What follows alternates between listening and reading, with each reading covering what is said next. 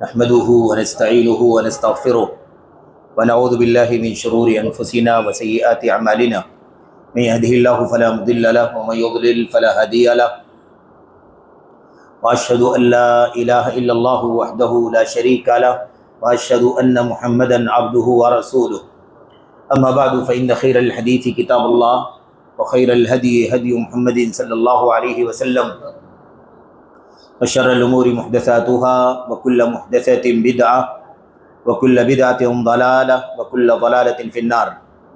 أعوذ بالله من الشيطان الرجيم. يرفع الله الذين آمنوا منكم والذين أوتوا العلم درجات. وقال سبحانه وتعالى قل هل يستوي الذين يعلمون والذين لا يعلمون. وقال النبي صلى الله عليه وسلم من يريد الله به خيرا يفقهه في الدين. وقال الإمام محمد بن سيرين رحمه الله إن هذا العلم دين فانظروا عمن تأخذون دينكم إلى آخر ما جاء في كتاب الله وفي سنة رسول الله وعن السلف الصالح من الصحابة والتابعين وغيرهم.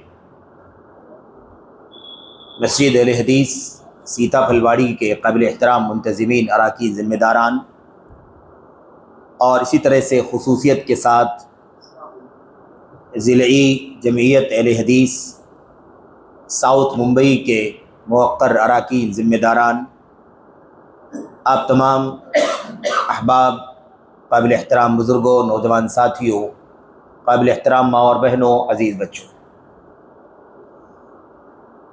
آپ کے یہاں ضلعی جمعیت کے زیر اہتمام جو ماہانہ اجتماعات منعقد ہوتے ہیں، اس سلسلے کا یہ جو اجتماع آج منعقد ہو رہا ہے، اس میں مجھے جس موضوع پر کچھ باتیں آپ کے سامنے عرض کرنی ہیں وہ اسلام کی تعلیمات کا سب سے بنیادی موضوع ہے، اور وہ عنوان ہے، آپ سب جانتے ہیں، اصول العلم. علم کے اصول کیا ہیں؟ علم کے اصول میں، اور موضوع بہت اچھا ہے، بہت جامع ہے، میں تھوڑی دیر موضوع پر ہی بات کرتا ہوں کہ موضوع کو آپ سمجھیں. علم کے اصول، اور اس کے تحت 2-3 نکات کا تذکرہ کیا گیا ہے. علم کے فضائل کا تذکرہ ہے، علم کے آداب کا تذکرہ ہے، علم کے حقوق کا تذکرہ ہے. یہ موضوع اصل میں علم کے اصول کا جو موضوع ہے، دراصل پورے دین اسلام کو شامل موضوع ہے، پورے دین اسلام کو جامع موضوع ہے، اور دین اسلام خلاصہ ہے علم کا، اور اس علم کا خلاصہ ہے وحی الہی جو اللہ تبارک و تعالیٰ کی طرف سے وحی آئے محمد الرسول اللہ صلی اللہ علیہ وسلم کے اوپر قرآن کریم کی آیات کی شکل میں، یا نبی کریم صلی اللہ علیہ وسلم کے اپنے اقوال، اپنے افعال، اپنی تقریرات، اپنے فیصلے، فتاوے، جس شکل میں بھی اللہ تبارک و تعالیٰ کی طرف سے آپ کو جو بھی علم دیا گیا، جو کچھ بھی آپ کو پیغام اللہ کی طرف سے ملا، اسے وحی کہتے ہیں. اور اسی سنگل ایک راستے سے آنے والی چیز کا نام، معتبر نام، اللہ کی کتاب میں، اللہ کے نبی کی سنت میں علم ہے. جب بھی علم کہا جائے اور اس طرح کی بات موضوعات کے ضمن میں کی جائے، علم کے اصول کا عنوان ہو، مثال کے طور پر علم کے فضائل کا تذکرہ کیا جائے، علم کے حقوق کا، آداب کا تذکرہ کیا جائے، علماء کے مقام اور مرتبے کا تذکرہ کیا جائے، علماء کے فریضہ منصبی کا اور ان کی ذمہ داریوں کا تذکرہ کیا جائے، اس علم کی دنیاوی کامیابی، اخروی کامیابی میں مجموعی طور پر جو رول ہے اس پر گفتگو کی جائے، تو ایسے علم کو میرے بھائیوں وحی کے علم میں محصور مانا جاتا ہے، کیونکہ وہی علم ہے اصل میں جو انسان کو صحیح کامیابی، اصل کامیابی دے سکتا ہے، دلا سکتا ہے، جس علم کا سورس اور اس کا راستہ وحی الہی. بقیہ جو علوم ہیں ہمیں انکار نہیں ہے کہ وہ بھی علم ہے، وہ بھی نالج ہے، وہ بھی معرفت ہے، اس میں بھی انسان کے پاس ادراک آتا ہے، انسان کے پاس اس کے ذہن میں، اس کی سوجھ بوجھ میں بہت ساری چیزوں کا اضافہ ہوتا ہے۔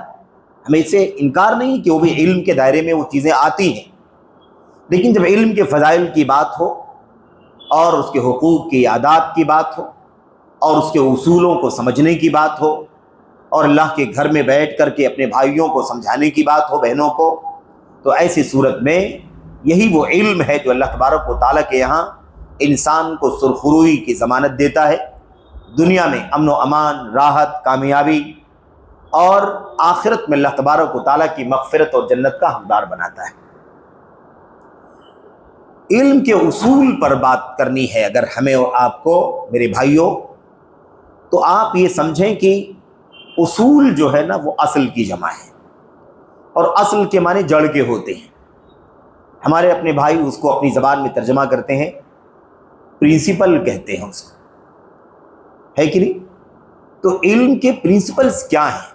جیسے ہے مثال کے طور پر الاصول الثلاثہ آپ نے پڑھا، 3 پرنسپلز کیا ہیں؟ عقیدے کے باب میں، ایمان کے باب میں، خالص توحید کے باب میں، آخرت میں اللہ تبارک و تعالیٰ کے ہاں نجات کیسے مل سکتی ہے، اس کے پرنسپلز کیا ہیں، اس کی جڑیں کون سی ہیں؟ تو اصول جو ہے اصل کی جمع، جس کے معنی جڑ کے ہوتے ہیں، اور جڑ اسے کہتے ہیں جس کے اوپر پودے کی شاخیں، اس کے پتے، اس کی چھال اور ساری چیزیں ڈیپینڈ ہوتی ہیں۔ اب جب علم کے ساتھ اس کی نسبت کی جائے، علم کے اصول کیا ہیں، یعنی علم کی جڑ کیا ہے، علم کا فاؤنڈیشن کیا ہے، علم کی اصل کیا ہے، بنیاد کیا ہے جس کے اوپر دوسری چیزیں مبنی ہوتی ہیں، موقوف ہوتی ہیں، جس کے اوپر دوسری چیزوں کا دار و مدار ہوتا ہے۔ تو ایسی صورت میں میرے بھائیوں، ہمیں یہ بات بہت بنیادی طور پر سمجھ لینی چاہیے کہ علم دین کے جو اصول ہیں، علم دین کے اصول، اور علم کے ساتھ دین اسی لیے آ گیا کہ وحی الہی سے ہی دین ملتا ہے، دین کا اور کوئی سورس نہیں ہے، دین کا اور کوئی راستہ نہیں ہے، دین کی اور کوئی سبیل نہیں ہے، دین کا ایک ہی راستہ ہے کہ دین اللہ تبارک و تعالیٰ کی طرف سے اترتا ہے۔ فَإِمَّا يَأْتِيَنَّكُم مِّنِّي هُدًى فَمَنِ اتَّبَعَ هُدَايَ، اللہ نے کیا فرمایا؟ میری طرف سے جو ہدایت آئے گی تمہارے پاس، میری طرف سے جو ہدایت آئے گی تمہارے پاس، اور جو اس کی ہدایت کی اتباع کرے گا، پیروی کرے گا، اسے نہ تو گمراہی کا سامنا کرنا پڑے گا، نہ بدبختی کا سامنا کرنا پڑے گا، نہ ضلالت اور گمراہی کا، نہ شقاوت اور بدبختی کا، بلکہ وہ ضلالت سے بھی آزاد ہوگا، گمراہی سے بھی الحمدللہ، ہدایت پر ہوگا، حق پر ہوگا، راہ راست پر ہوگا، سچائیوں پر زندگی گزارے گا، اور شقاوت اور بدبختی کا بھی سامنا نہیں کرنا پڑے گا، خوشباش ہوگا، نیک بخت ہوگا، عزت ہوگی، شان و شوکت ہوگی، مقام ہوگا، مرتبہ ہوگا، اللہ تبارک و تعالیٰ اسے سطوت عطا فرمائے گا، شان عطا فرمائے گا۔ میرے بھائیوں، تو بنیاد کیا ہے؟ علم کے اصول کی سب سے پہلی بنیاد یہ ہے، اچھا تو بات ہی چل رہی تھی علم کے اصول کیا ہے۔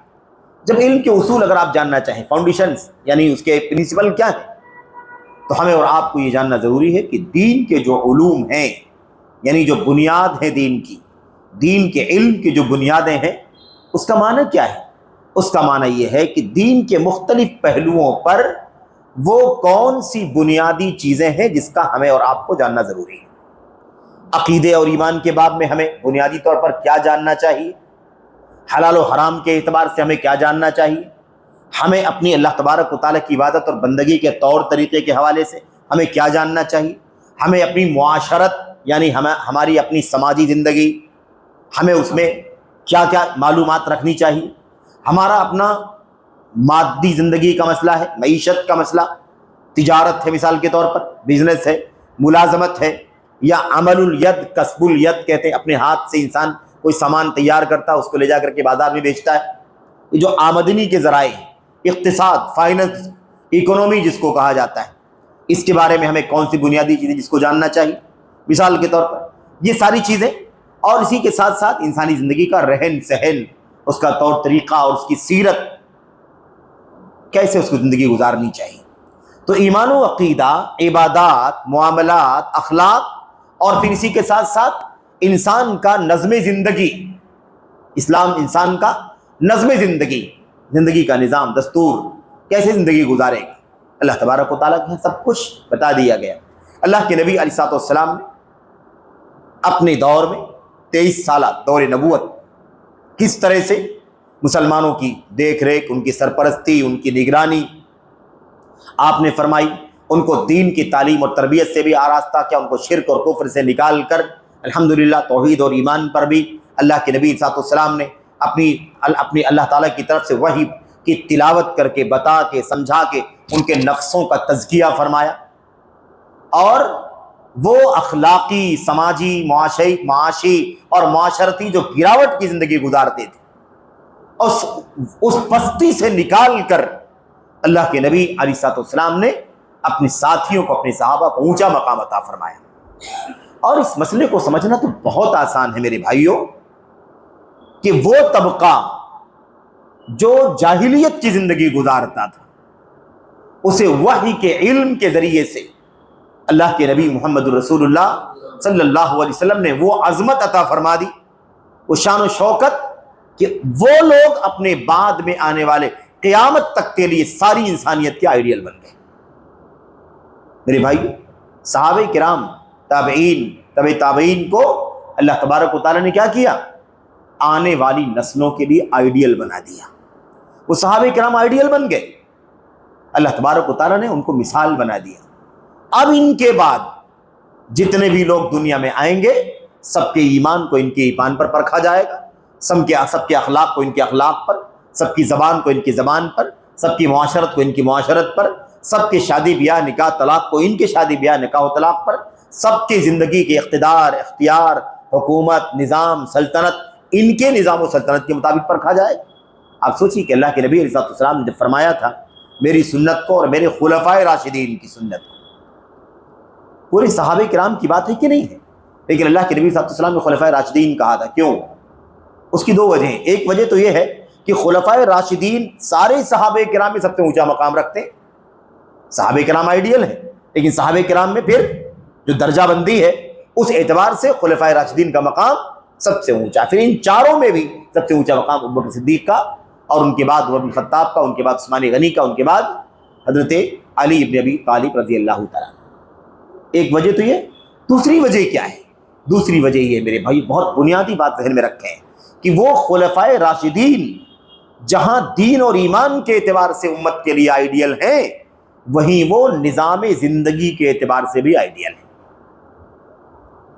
نظام زندگی یعنی خلافت، حکومت، ولی امر ہونا، حاکم ہونا، بادشاہ ہونا، امیر المومنین ہونا، جو بھی آپ کہہ لیں۔ آج اتنا بڑا جھگڑا پوری امت میں جو چل رہا ہے وہ اقتدار کے مسئلے کو لے کے چل رہا ہے۔ اقتدار اور حکومت کے مسئلے کی وجہ سے اتنا بڑا انتشار پوری دنیا کے اندر ہے۔ لوگ توحید سے سمجھوتا کر رہے ہیں اقتدار کی وجہ سے، لوگ ایمان سے سمجھوتے کر رہے ہیں، لوگ نبی کی سنت کو بیچ رہے ہیں، لوگ اللہ کے نبی علیہ السلام کے صحابہ کرام کی آئیڈیل کو میرے بھائیوں اپنے لیے کھلونا سمجھتے ہیں۔ بس انہیں کیسے اقتدار حاصل ہو جائے، کیسے روئے زمین میں انہیں تمکینت حاصل ہو جائے، بس انہیں اگر کسی چیز کی فکر ہے تو بس صرف اسی ایک چیز کی فکر ہے۔ تو بنیادی بات کیا ہے میرے بھائیوں؟ بنیادی بات یہ کہ اللہ کے نبی علیہ السلام نے یہ بات فرمائی کہ میری سنت اور میرے خلفائے راشدین کی سنت کو۔ یہاں پر ایک بات آپ بہت اچھی طرح سے اس نقطے کو سمجھنے کے لیے سمجھ لیں۔ آپ سوچیں، جب نبی کریم صلی اللہ علیہ وسلم کی وفات کے بعد خلافت کے مسئلے میں تھوڑا سا اختلاف ہوا رائے کا، ہے نا، انصار اور مہاجرین کا اختلاف ہوا، ہے نا، یہاں تک بات آئی ہم میں سے ایک امیر ہوگا اور آپ لوگوں میں سے ایک امیر ہوگا، ایک مکے والوں میں سے، مہاجرین میں سے ہوگا اور ایک انصار میں سے ہوگا۔ ایک رائے یہ بھی آئی، کسی نے کہا کہ منا امیر و منکم وزیر، امیر تو ہمارا ہوگا اور وزیر جو ہوگا وہ آپ لوگوں میں سے ہوگا۔ چند منٹوں تھوڑی دیر کے لیے بات آئی۔ جب اس کے بعد رہنمائی آ گئی کہ اللہ کے نبی علیہ السلام نے فرمایا تھا الائمۃ من قریش، کہ قریش کا حاکم ہوگا، امام اور خلیفہ کہاں کا ہوگا؟ قریش کا ہوگا۔ ساری صحابہ کرام کی زبانیں کیا ہو گئی؟ بند ہو گئی۔ میں جو بات عرض کرنا چاہتا ہوں کہ جو اللہ کے نبی نے خلفائے راشدین کا نام لیا تھا اس میں دو بنیادی باتیں تھیں۔ ایک تو دین کے علم کا مسئلہ تھا جس پر ہم بات کر رہے ہیں، علم کے اصول کی بات کر رہے ہیں، علم دین کا مسئلہ کہ وہ آئیڈیل ہیں ابو بکر، عمر، عثمان، علی رضی اللہ تعالیٰ عنہما، اور بعد میں پھر بقیہ دیگر صحابہ کرام۔ لیکن یہاں پر جو بنیادی مسئلہ ہے وہ یہ ہے کہ وہ مسلمانوں کی باغ ڈور، مسلمانوں کی دیکھ ریکھ۔ یاد کریں حضرت عمر بن خطاب رضی اللہ تعالیٰ عنہ، ابو بکر صدیق رضی اللہ تعالیٰ عنہ کا دور خلافت تو 2.5 سال کے قریب رہا اور آپ کی وفات ہو گئی، لیکن ان کی وفات کے بعد عمر بن خطاب رضی اللہ تعالیٰ عنہ خلیفہ بنے اور ان کی خلافت 10.5 سال تک رہی اور تاریخی قیادت کی انہوں نے۔ ان کے بعد ان سے زیادہ لمبی خلافت کن کی رہی؟ عثمان غنی کی، لیکن عثمان غنی رضی اللہ تعالیٰ عنہ کے دور میں بڑے دنگے فساد رافضیوں نے، بلوائیوں نے کیے، یہاں تک کہ انہیں شہید کر ڈالا۔ اور پھر اس کے بعد علی بن ابی طالب کے دور میں بھی اختلافات، وہ دور بھی اختلافات کی نظر رہا، ان کے بعد کے بھی ایام میں اختلافات کچھ نہ کچھ قائم رہے، اور اس کے پیچھے یہی اہل بدعت تھے جنہوں نے انتشار پیدا کیا تھا۔ اس ایک جملے کے لیے میں نے واقعہ آپ کے سامنے اشارے کی طرف اشارہ کر کے بیان کیا ہے۔ وہ جملہ کیا ہے؟ جملہ یہ ہے کہ جب ابو بکر صدیق رضی اللہ تعالیٰ عنہ کی خلافت کی بات آئی تو صحابہ کرام نے ایک زبان ہو کر کے ایک بات کہی تھی۔ وہ بات کیا تھی؟ انہوں نے کہا تھا کہ جس کو نبی کریم صلی اللہ علیہ وسلم نے ہماری آخرت کے لیے، ہمارے دین کے لیے، ہمارے ایمان کے لیے چن لیا، ہم اسے اپنی دنیا کے لیے کیوں نہ چن لیں۔ واقعہ یاد آ گیا؟ کیا کہا تھا انہوں نے؟ کہا تھا جس کو نبی کریم صلی اللہ علیہ وسلم نے اپنے مصلی امامت پر کھڑا کیا اور اپنی نیابت نماز کے اندر عطا فرمائی، مصلی پر، ہمارے دین کا مسئلہ ہے، وہ ہمارے ایمان کا مسئلہ، ہماری آخرت کا مسئلہ ہے۔ اللہ کے نبی علیہ الصلوۃ والسلام نے جسے اپنی جگہ پر امامت کے لیے پسند کیا، کیا ہم اسے اپنی دنیاوی قیادت کے لیے پسند نہ کر لیں؟ یہ خلفائے راشدین کے نام لینے کی بنیادی وجہ ہے۔ کیوں خلفائے راشدین کیا تھے؟ دین کے اعتبار سے، ایمان کے اعتبار سے، اللہ کے دین کے بارے میں بابت علم کے اعتبار سے بہت مرکزی اور بنیادی حیثیت رکھنے والے تھے، اور اسی طرح سے اللہ کے نبی علیہ الصلوۃ والسلام کی وفات کے بعد جو امت کی باغ ڈور، امت کی قیادت، سیادت کا مسئلہ اور نبی کریم صلی اللہ علیہ وسلم کی جانشینی کا مسئلہ تھا، اس میں بھی وہ سب سے اونچے مقام پر فائز تھے۔ اسی لیے علم کے باب میں بھی عمر بن خطاب رضی اللہ تعالیٰ عنہ، ابو بکر صدیق رضی اللہ تعالیٰ عنہ کا، عمر بن خطاب کا، عثمان غنی کا اور علی بن ابی طالب، ان چاروں خلفائے راشدین کا باقاعدہ نام آتا ہے خصوصیت کے ساتھ، یعنی جس کو ہم کہتے ہیں تخصص، جس کو کہا جاتا ہے اسپیشلٹی جو ہوتی ہے کسی سبجیکٹ کی۔ ابو بکر صدیق سے کسی کو اگر نسب کا علم حاصل کرنا ہو، نسب، خاندان، کون کس کا رشتہ دار بنتا ہے، کون کس کا رشتہ دار بنتا ہے، اور کون سی پشت میں کیا ہے، کون ہے، یہ نسب نامہ جو ہوتا ہے اس کی بنیاد پر رشتے کے قریب اور دور ہونے کا فیصلہ کیا جاتا ہے، اور وراثت وغیرہ کے سلسلے میں بڑی مدد ملتی ہے۔ جس کو نسب کا علم حاصل کرنا ہو یا جس کو نسب کے بارے میں رجوع کرنا ہو، وہ ابو بکر صدیق رضی اللہ تعالیٰ عنہ کی طرف رجوع کرے۔ جس کو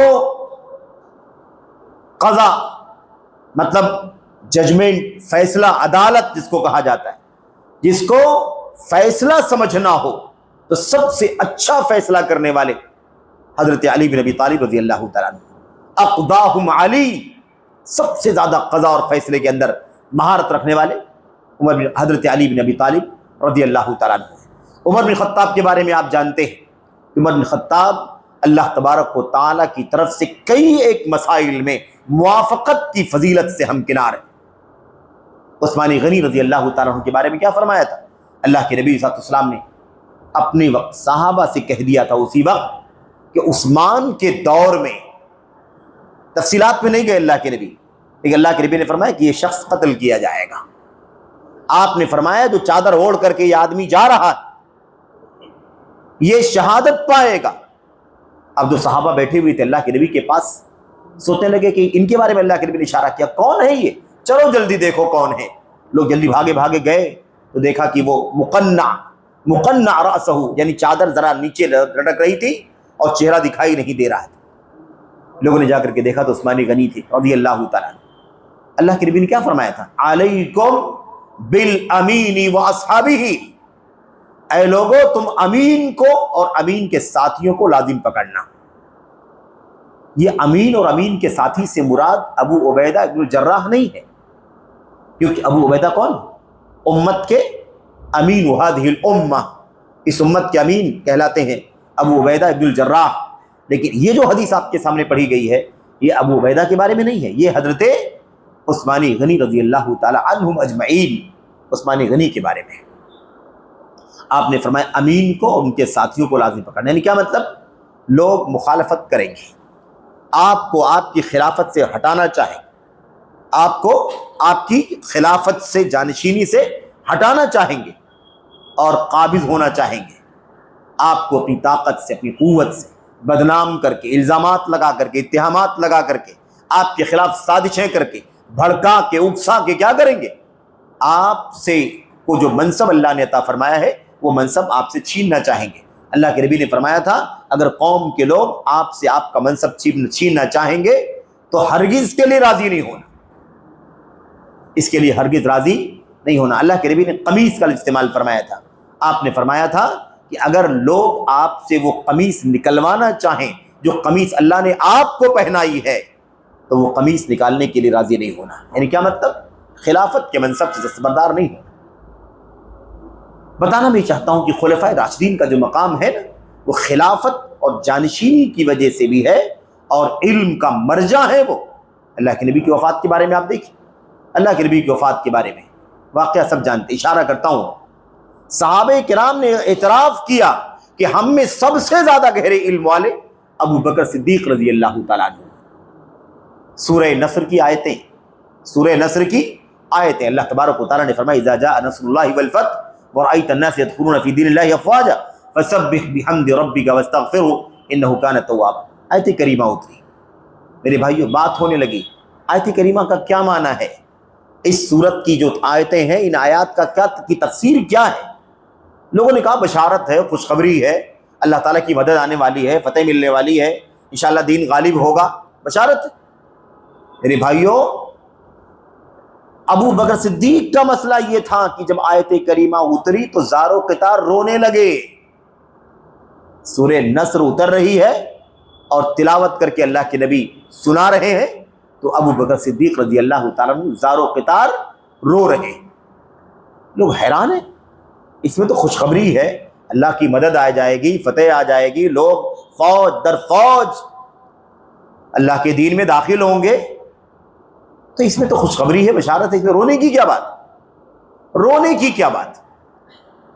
تو میرے بھائیوں ابو بکر صدیق رضی اللہ تعالیٰ نے فرمایا کہ تمہیں نہیں سمجھ میں آتا، اس صورت کے اندر اللہ کے نبی کی موت کی طرف اشارہ ہے،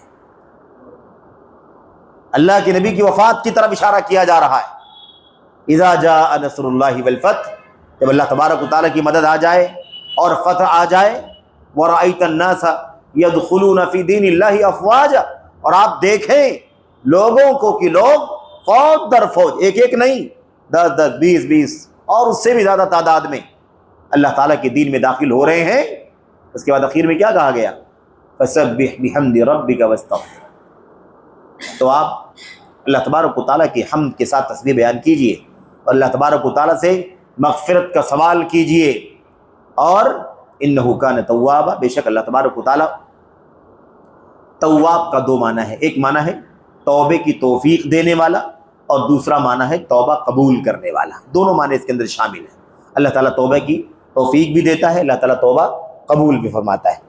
بہرحال یہاں پر ایک بات مجھے خاص طور پر عرض کرنی ہے، اس صورت کے اس صورت اور اس صورت کی ان آیتوں کے جب ہم پڑھ رہے ہیں اور اس پر گفتگو ہو رہی ہے کہ علم کا، صحابہ کرام نے جب یہ بات سنی ابو بکر صدیق رضی اللہ تعالیٰ عنہ کی زبان سے کہ اس صورت کے اندر اللہ کے نبی کی موت کی طرف اشارہ ہے، تو اللہ کے نبی کے صحابہ کہنے لگے آج ہمیں یقین ہو گیا ابو بکر اعلمنا، ابو بکر ہم میں سب سے زیادہ علم والے ہیں۔ سارے لوگ آیت کریمہ کو پڑھ رہے ہیں کہ نہیں پڑھ رہے ہیں، سارے لوگ سورت کی تلاوت کر رہے ہیں کہ نہیں کر رہے ہیں، لیکن کسی کے سمجھ میں نہیں آیا کہ اس سورت کے اندر پیغام کیا ہے۔ میرے بھائیو، لیکن کون سمجھا؟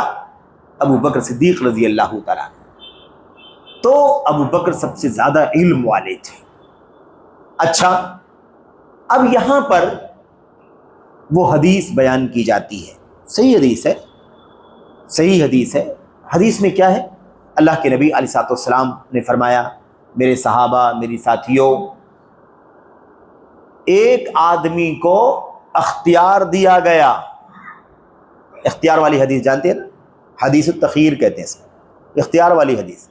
ایک شخص کو اللہ تعالیٰ کی طرف سے اختیار دیا گیا کہ وہ چاہے تو دنیا چوائس کر لے، چاہے تو آخرت چوائس کر لے، لیکن اس نے دنیا چوائس نہیں کی، اس نے آخرت چوائس کر لی۔ صحابہ کرام رونے لگے کہ اللہ کے نبی اپنے بارے میں کہہ رہے ہیں کہ مجھے اللہ تبارک و تعالیٰ نے چوائس دے دیا کہ محمد صلی اللہ علیہ وسلم آپ دنیا میں رہنا پسند کریں گے یا دنیا سے آپ کی زندگی سمیٹ دی جائے گی اور آپ اللہ تبارک و تعالیٰ کی طرف کوچ کر جائیں گے۔ تو میں نے اللہ تبارک و تعالیٰ کی طرف جانے کو ترجیح دیا، دنیا کو میں نے آخرت کے مقابلے میں کمتر قرار دیا۔ اب یہ جو آیت کریمہ، یہ جو حدیث ہے نا، اس حدیث میں کیا ہے؟ اللہ نے اختیار دیا کہ آپ دنیا چاہیں گے یا آخرت چاہیں گے۔ تو میں نے کہا کہ مجھے دنیا نہیں چاہیے، مجھے آخرت چاہیے۔ اس آیت کریمہ کی تفسیر میں اس حدیث کا تذکرہ اور اس حدیث پر گفتگو کرتے ہوئے ڈاکٹر اسرار ایک بات کہتا ہے اپنی تفسیر میں، بیان القرآن میں۔ وہ کہتا ہے کہ اگر اللہ تبارک و تعالیٰ نے مجھے قیامت کے دن اپنے نبی سے ملاقات کا موقع دے دیا تو میں اللہ کے سامنے نبی کی شکایت کروں گا، اللہ کے سامنے نبی کی شکایت کروں گا اور اللہ کے نبی سے بھی شکایت کروں گا کہ اللہ کے نبی صلی اللہ علیہ وسلم، آپ کو اتنی جلدی کرنے کی کیا ضرورت تھی؟ آپ کو اتنی جلد بازی کرنے کی کیا ضرورت تھی؟ دنیا میں اور بھی رہتے، آپ نے جیسے صحابہ کی، تابعین کی تربیت کی، اگر آپ اور رہتے تو ہماری بھی تربیت اسی راستے پر ہو جاتی، لیکن آپ نے جلد بازی کی۔ یہ بیان القرآن میں لکھا، بیان القرآن ڈاکٹر اسرار کی تفسیر 6-7 جلدوں میں ہے، ایسی عقلانی بڑھ بیان کرتا ہے اور اس کی تفسیر کو لوگ ایسا سمجھتے ہیں کہ کوئی نازل ہونے والی تفسیر ہے۔ میرے بھائیو، یہ بات تو ضمناً آ گئی۔ اس پس منظر میں عرض یہ کر رہا تھا کہ علم کے اصول کیا ہیں۔ تو علم کے اصول یعنی پرنسپلز تو کیا ہے؟ دین اسلام کی کون کون سی بنیادی چیزیں ہیں جس کا علم ایک مسلمان کو ہونا چاہیے، یہی ہے اصول العلم۔ عقیدے میں کیا، عبادات میں کیا، معاملات میں کیا، اخلاق میں کیا، سیاست میں کیا، یہ دین کے اصول ہیں۔ ان اصولوں کا جو سورس ہے وہ اللہ تبارک و تعالیٰ کی کیا ہے؟ وحی ہے۔ وحی جب ہم کہہ دیتے ہیں تو بہت ساری باتیں صاف ہو جاتی ہیں۔ وہ کیا ہیں؟ یہی ہے ساری گمراہی۔ علم کے اصول کا عنوان ہمارا اصول العلم ہے۔ ابھی ہم فضائل میں اور آداب میں گفتگو کریں گے، لیکن پہلے آپ اصول العلم کو سمجھیں۔ یہ عنوان کیا معنی رکھتا ہے، کیا پیغام اس عنوان کے اندر؟ علم کے اصول کا معنی کیا ہے؟ علم کے اصول کا مطلب یہی ہوتا ہے کہ علم کی اصل جڑ کہاں سے ہے۔ دین اسلام کے علم کی جڑ کیا ہے؟ اللہ تبارک و تعالیٰ کی طرف سے وحی۔ اور جب وحی ہم نے طے کر لیا، فَإِمَّا يَأْتِيَنَّكُم مِّنِّي هُدًى، میری طرف سے تمہارے پاس ہدایت آئے گی، اللہ کی طرف سے۔ تو علم جو ہے نا، دین کا، شریعت کا، جنت پانے والا علم، جہنم سے آزاد کرنے والا جو علم ہے، وہ علم دنیا میں پیدا نہیں ہوگا، اس کی جڑ یہاں ہے ہی نہیں۔ اس کی جڑ کہاں ہے؟ وحی الہی۔ اللہ تبارک و تعالیٰ اتارتا ہے اسے بھیجتا ہے، وہ علم اللہ کی طرف سے آتا ہے۔ اللہ تعالیٰ جبریل علیہ السلام کو بھیج کر کے، اللہ تبارک و تعالیٰ اپنے نبی رسول کے دل میں بات ڈال کر کے، اللہ تبارک و تعالیٰ اپنے نبی رسول کو خواب دکھا کر کے، جو بھی وحی کے راستے ہیں، 5-6-7 راستے، ٹھیک ہے، اس راستے سے جو وحی عطا فرمائے گا وہی علم کی جڑ ہے، علم وہیں سے نکلے گا۔ اب جب علم کی جڑ اور اس علم کا سورس وحی الہی ہے، تو پھر جتنی گمراہیاں آپ کے سامنے ہیں، یہ ساری کی ساری گمراہیاں یہ سب بعد کی ہیں، کیونکہ وحی کا علم گمراہی کا علم نہیں ہے، ہدایت کا علم۔ اللہ نے فرمایا میری طرف سے ہدایت آئے گی، میری طرف سے ہدایت آئے گی۔ گمراہی کہاں پیدا ہوگی؟ یہاں پیدا ہوگی۔ گمراہی اس ہدایت کو چھوڑنے کی وجہ سے پیدا ہوگی، اس اصل سے ہٹنے کی وجہ سے پیدا ہوگی، اس جڑ سے رشتہ توڑ لینے کی وجہ سے گمراہی پیدا ہوگی۔ اسی لیے ہمیں یہ بات سمجھنی ہے کہ اب جن لوگوں نے وحی کے علاوہ کسی چیز کو علم کی اصل بنا لیا، علم کی جڑ بنا لیا، گمراہی کے راستے پر چلے گئے۔ مثال کے طور پر سب سے پہلے پوری انسانی تاریخ میں جو اس وحی کے مقابلے میں کوئی چیز آئی ہے وہ کیا ہے؟ عقلانیت ہے، لاجک، عقل پرستی، لاجک ہے، دانشوری ہے، میرا دماغ ہے، میرا ٹیلنٹ ہے۔ یہ سب سے پہلا ہے جو نیا راستہ نکالا گیا، اور وہ راستہ ابلیس نے نکالا۔ یہ علم کے اصولوں کے خلاف ہے۔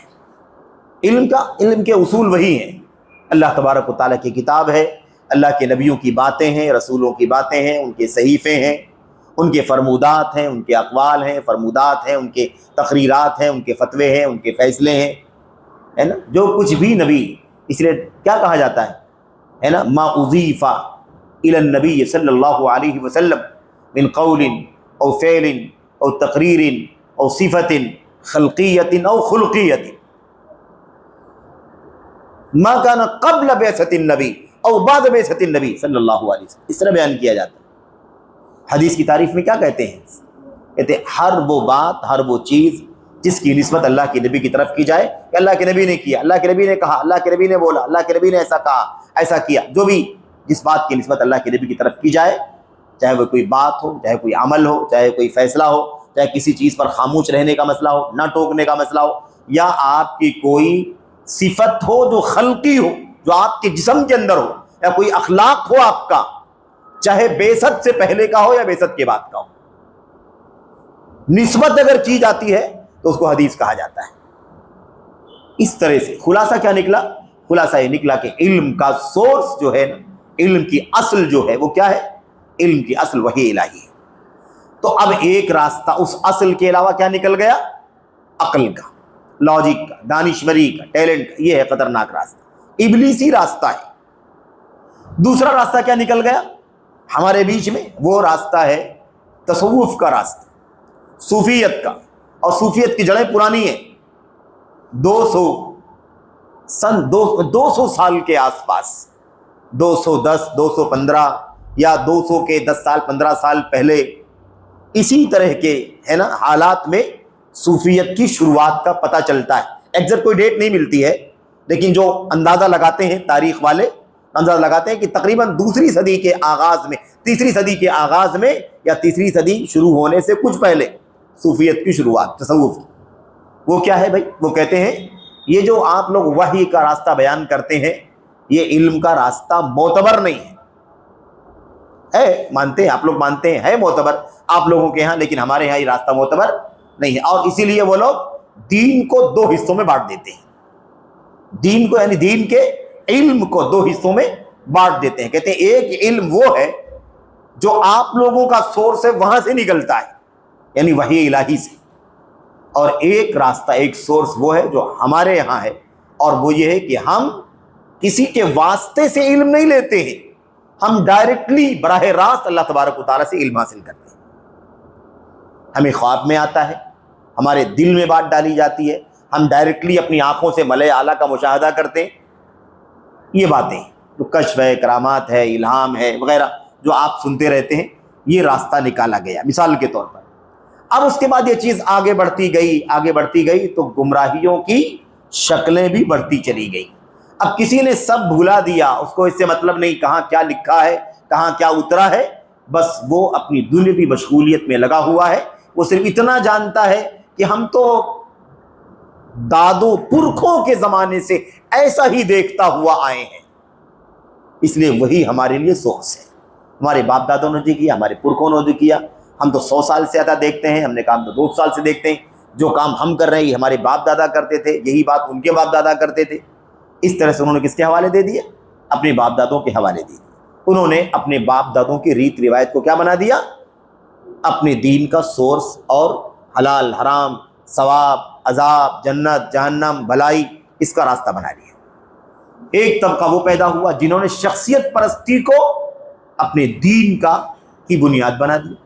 شخصیت پرستی، بڑی شخصیت گزری، ایسے صاحب تھے، ایسے فلاں شخص فلاں اونچے مقام کے مالک تھے، ان کے مقام سے، ان کے مرتبے سے ہمیں کوئی اعتراض نہیں ہے، مقام ہو سکتا ہے، اللہ تعالیٰ نے مقام دیا ہے لوگوں، لیکن مقام کی بنیاد پر ان کو اپنی آخرت کی نجات کا سورس بنا لینا، یہ علم کے اصول کے خلاف ہے، علم کی اصل یہ نہیں۔ اب اگر آپ غور کریں گے نا تو دنیا میں جتنی گمراہیاں آپ کو دکھائی دے رہی ہیں، ان ساری گمراہیوں کی جڑیں اسی اصل دین کے علم کی اصل سے ہٹنے کی وجہ سے پیدا ہوئی۔ عقل کو بنیاد بنا لیا، گمراہی کی طرف چلے گئے، ہے کہ نہیں؟ لوگوں نے یہ راستہ نکالا کشف کا، کرامات کا، الہام کا، خواب کا، منامات کا، بشارتوں کا، اس کے ذریعے سے گمراہی کی طرف چلے گئے، اور ایسی گمراہی میں کہ کوئی ٹھہراؤ نہیں ہے، کہیں بھی کچھ بھی ہو سکتا ہے، کچھ بھی کہا جا سکتا ہے، شخصیت پرستیاں، باپ دادوں کی ریت روایت، یہ ساری چیز، اس طرح سے لوگوں نے علم کے اصول کو چھوڑ دیا۔ بہرحال اب عنوان کے اعتبار سے تو اصول علم کے اندر وہ 3 باتیں بیان کرنی ہیں ہمیں، میں تھوڑی باتیں تینوں نقطے پر کروں گا انشاءاللہ تبارک و تعالیٰ، علم کے فضائل پر اور اس کے حقوق پر، آداب پر انشاءاللہ مختصر گفتگو، تینوں پہلوؤں پر ہم تھوڑی گفتگو کریں گے انشاءاللہ تبارک و تعالیٰ، اور ان سب کا تعلق بھی ہماری اور آپ کی عملی زندگی سے ہے۔ اس پورے علم کا تعلق ہماری اور آپ کی عملی زندگی سے ہے۔ یہ کوئی ایسا علم نہیں ہے جو صرف اور صرف تھیوری کا علم، یہ پریکٹیکل علم ہے، ہماری اور آپ کی زندگی کے اندر شامل علم، اس لیے اسے ہمیں جاننے کی ضرورت ہے۔ بہرحال میرے بھائیوں، تو یہاں پر سب سے پہلی بات جو میں آپ سے عرض کرنا چاہتا ہوں وہ یہ ہے کہ اس علم کے فضائل کیا ہے۔ کون سا علم؟ یہ طے ہو چکا ہے پہلے کہ وحی کا علم ہے، وہ قرآن، سنت، صحائف اللہ تبارک و تعالیٰ کی طرف سے اترے، ان تمام جو بھی شکلیں ہوں، اللہ کی طرف سے آنے والی جو وحی ہے، جو ہدایت کے لیے اللہ تبارک و تعالیٰ نے اپنے بندوں کی ہدایت کے لیے بھیجنے کا، اتارنے کا وعدہ فرمایا ہے اور ضمانت دی ہے کہ جو اللہ کی میری طرف سے اترنے والی وحی پر اور اس علم پر عمل کرے گا، نہ تو ضلالت اور گمراہی اس کے قریب آئے گی اور نہ شقاوت اور بدبختی اس کے قریب آئے گی۔ اسی علم کی فضیلت کی بات چل رہی ہے۔ اب اس علم کی فضیلت تو بھائی بے انتہا ہے، بہت ساری فضیلتیں ہیں، اور میں بہت زیادہ تفصیل میں بھی نہیں جاؤں گا، میں 2 3 باتیں 4 باتیں انشاءاللہ تبارک و تعالیٰ میں عرض کر کے انشاءاللہ اگلے نقطے کی طرف اور پھر اس کے بعد والے نقطے کی طرف انشاءاللہ تبارک و تعالیٰ آنا چاہوں گا۔ تو فضیلت کی جہاں تک بات ہے تو ہم نے آپ کے سامنے 1-2 آیتیں پڑھی ہیں، اللہ کے کلام کی اور اللہ کے نبی صلی اللہ علیہ وسلم کی حدیث ہیں۔ اللہ تبارک و تعالیٰ نے فرمایا یرفع اللہ الذین آمنوا منکم والذین اوتوا العلم درجات۔ آپ دیکھیے علم کی فضیلت کتنی زیادہ ہے، علم کی فضیلت کتنی زیادہ ہے۔ اللہ تبارک و تعالیٰ فرماتا ہے کہ اللہ تبارک و تعالیٰ تم میں سے علماء، علم والوں کا مقام بلند کرتا ہے۔ علم والوں کا مقام، علم والوں سے پہلے اللہ تبارک و تعالیٰ نے ایمان والوں کا تذکرہ فرمایا ہے۔ اللہ نے کیا فرمایا؟ تم میں سے جو ایمان والے ہیں ان کا درجہ اللہ تبارک و تعالیٰ بلند کرتا ہے، اور ان لوگوں کا جن کو علم ملا ہے، علم دیا گیا ہے، ان کا درجہ اللہ تبارک و تعالیٰ، ان کے درجے اللہ تبارک و تعالیٰ بلند کرتا ہے۔ آیت کریمہ کی تفسیر اگر آپ اٹھا کر کے دیکھیں تو علامہ قرطبی رحمۃ اللہ علیہ، امام قرطبی رحمۃ اللہ علیہ اس آیت کریمہ کی تفسیر میں کہتے ہیں، اور یہی بات دوسرے لب و لہجے میں حافظ ابن حجر رحمۃ اللہ علیہ اپنی کتاب فتح الباری میں کہتے ہیں کہ اللہ تبارک و تعالیٰ نے فرمایا ہے کہ تم میں سے ایمان والوں کے درجے بلند کرتا ہے اور ان کے جن کو علم عطا کیا گیا ہے۔ ایمان والوں کے بھی درجے بلند ہونے کی بات آئی ہے اور علم والے کی۔ اب ایمان اور علم 2 چیزیں ہیں۔ ایمان اور علم کیا ہے؟ 2 باتیں بیان کی گئی آیت کریمہ کے اندر، اور اللہ تبارک و تعالیٰ نے فرمایا ہے کہ اللہ ان کے درجات بلند فرماتا ہے۔ تو کہتے ہیں جس کے پاس ایمان ہے اس کا درجہ بلند ہے، لیکن وہ ایمان والا اگر علم کی روشنی میں زندگی گزارتا ہے، اس کے پاس دین کا علم ہے، تو وہ دونوں خوبیاں ہونے کی وجہ سے صرف ایمان والے کے مقابلے میں بڑا اونچا مقام رکھتا ہے۔ تو ایمان والے کے درجے اللہ نے بلند کیے ہیں، لیکن علم والا جو ایمان والا بھی ہے اس کے درجے کو اللہ تبارک و تعالیٰ نے صرف ایمان والے کے مقابلے میں درجے کو بلند کیا۔ حضرت سمرہ ابن جندب رضی اللہ تعالیٰ عنہ کا نام آپ نے سنا ہے، صحابی رسول مشہور، وہ بیان کرتے ہیں اپنے بارے میں، کہتے ہیں کہ ہم لوگ نبی کریم صلی اللہ علیہ وسلم کی خدمت میں آئے، اتینا النبی صلی اللہ علیہ وسلم ونحن فتیان حذاورہ، کہتے ہم لوگ نبی کریم صلی اللہ علیہ وسلم کی خدمت میں حاضر ہوئے اور ہم لوگ اس وقت ایک دم نئے نئے جوان تھے، نو عمر تھے، نوجوان تھے، ہے نا. حذاورہ، حذاورہ حضور یا حضور، حضور کی جمع حذاورہ، ایسے جوان کو کہتے ہیں جو جوانی اب مضبوطی آنے لگتی ہے، آواز بھاری ہونے لگتی ہے، ہاتھ اور پیر اور جسم کی صلاحیتیں دھیرے دھیرے پختگی اور مضبوطی کی طرف جانے لگتی، ایسی عمر کو میرے بھائیو یہ لفظ اس کے لیے اس لفظ کا استعمال کیا جاتا ہے. کہتے ہیں ہم آئے اللہ کے نبی علیہ الصلوۃ والسلام کے پاس تو آ کر کے ہم نے کیا کیا، اس آیت کریمہ کو سامنے رکھیں. علم ایمان والے اور علم والوں کے درجے کو اللہ تبارک و تعالیٰ بلند کرتا ہے. کہتے ہیں کہ اللہ کے نبی صلی اللہ علیہ وسلم کی خدمت میں ہم لوگ حاضر ہوئے، فَتَعَلَّمْنَا الْإِيمَانَ، ہم نے کیا کیا، ہم نے ایمان کا علم حاصل کیا. ہم نے کیا سیکھا، ہم نے ایمان سیکھا، ایمان توحید سیکھی. کیونکہ ایمان جو ہے نا، ایمان کا لفظ ہمارے بہت سارے بھائی بولتے ہیں لیکن اس کا معنی نہیں سمجھتے. ایمان سے بڑی محبت رکھتے ہیں، ایمان سے والہانہ عقیدت اور ارادت رکھتے ہیں، لیکن ایمان کا معنی نہیں سمجھتے. ایمان کا معنی توحید ہے میرے بھائی. ایمان کے جو 6 ارکان ہیں، 6 ان میں سے پہلا کیا ہے، ایمان باللہ. اور ایمان باللہ اگر نہیں ہے تو بالملائکہ، بالرسل، بالکتب اور بالقدر اور بالیوم الآخر کا کوئی فائدہ نہیں. اور ایسے تو 6 ارکان میں سے کوئی ایک بھی رکن کا انکار کر دے گا تو وہ کافر ہو جائے گا، اسلام سے خارج ہو جائے گا. لیکن 6 ارکان کا سب سے بنیادی رکن کیا ہے، اللہ تبارک و تعالیٰ پر ایمان، جس کو ہم توحید کہتے ہیں. الایمان باللہ والملائکہ وبالکتب وبالرسل وبالقدر خیرہ وبالیوم الآخر وبالقدر خیرہ وشرہ. ایمان باللہ جو ہے نا، یہ بنیاد ہے. تو ایمان جب کہا جاتا ہے تو سب سے پہلے کیا مراد ہوتا ہے، اللہ تبارک و تعالیٰ کی وحدانیت پر ایمان. اللہ تنہا میرے بھائیوں عبادت کے قابل ہے، اللہ تبارک و تعالیٰ تنہا رب ہے، اللہ تبارک و تعالیٰ تنہا اپنے تمام اسماء اور صفات کا حقدار ہے، اور اللہ عز و جل کی ذات گرامی موجود ہے. وہ اپنی ذات بابرکات کے ساتھ اپنے عرش پر موجود ہے، اور اس کا علم، اس کی اطلاع، اس کی ربوبیت کی خوبیاں، ربوبیت کے اوصاف پوری دنیا کے اندر چپے چپے کے اندر موجود ہے. اللہ دیکھتا ہے، اللہ سنتا ہے، اللہ جانتا ہے، اللہ بخشتا ہے، اللہ معاف فرماتا ہے، اللہ روزی دیتا ہے، اللہ وغیرہ ساری خوبیاں اللہ تبارک و تعالیٰ کی، ساری صفات ربوبیت کے موجود ہیں. لیکن اللہ تعالیٰ اپنی ذات کے ساتھ عرش پر موجود ہے. یہ ہے ایمان. تو اب ایمان ہم نے سیکھا.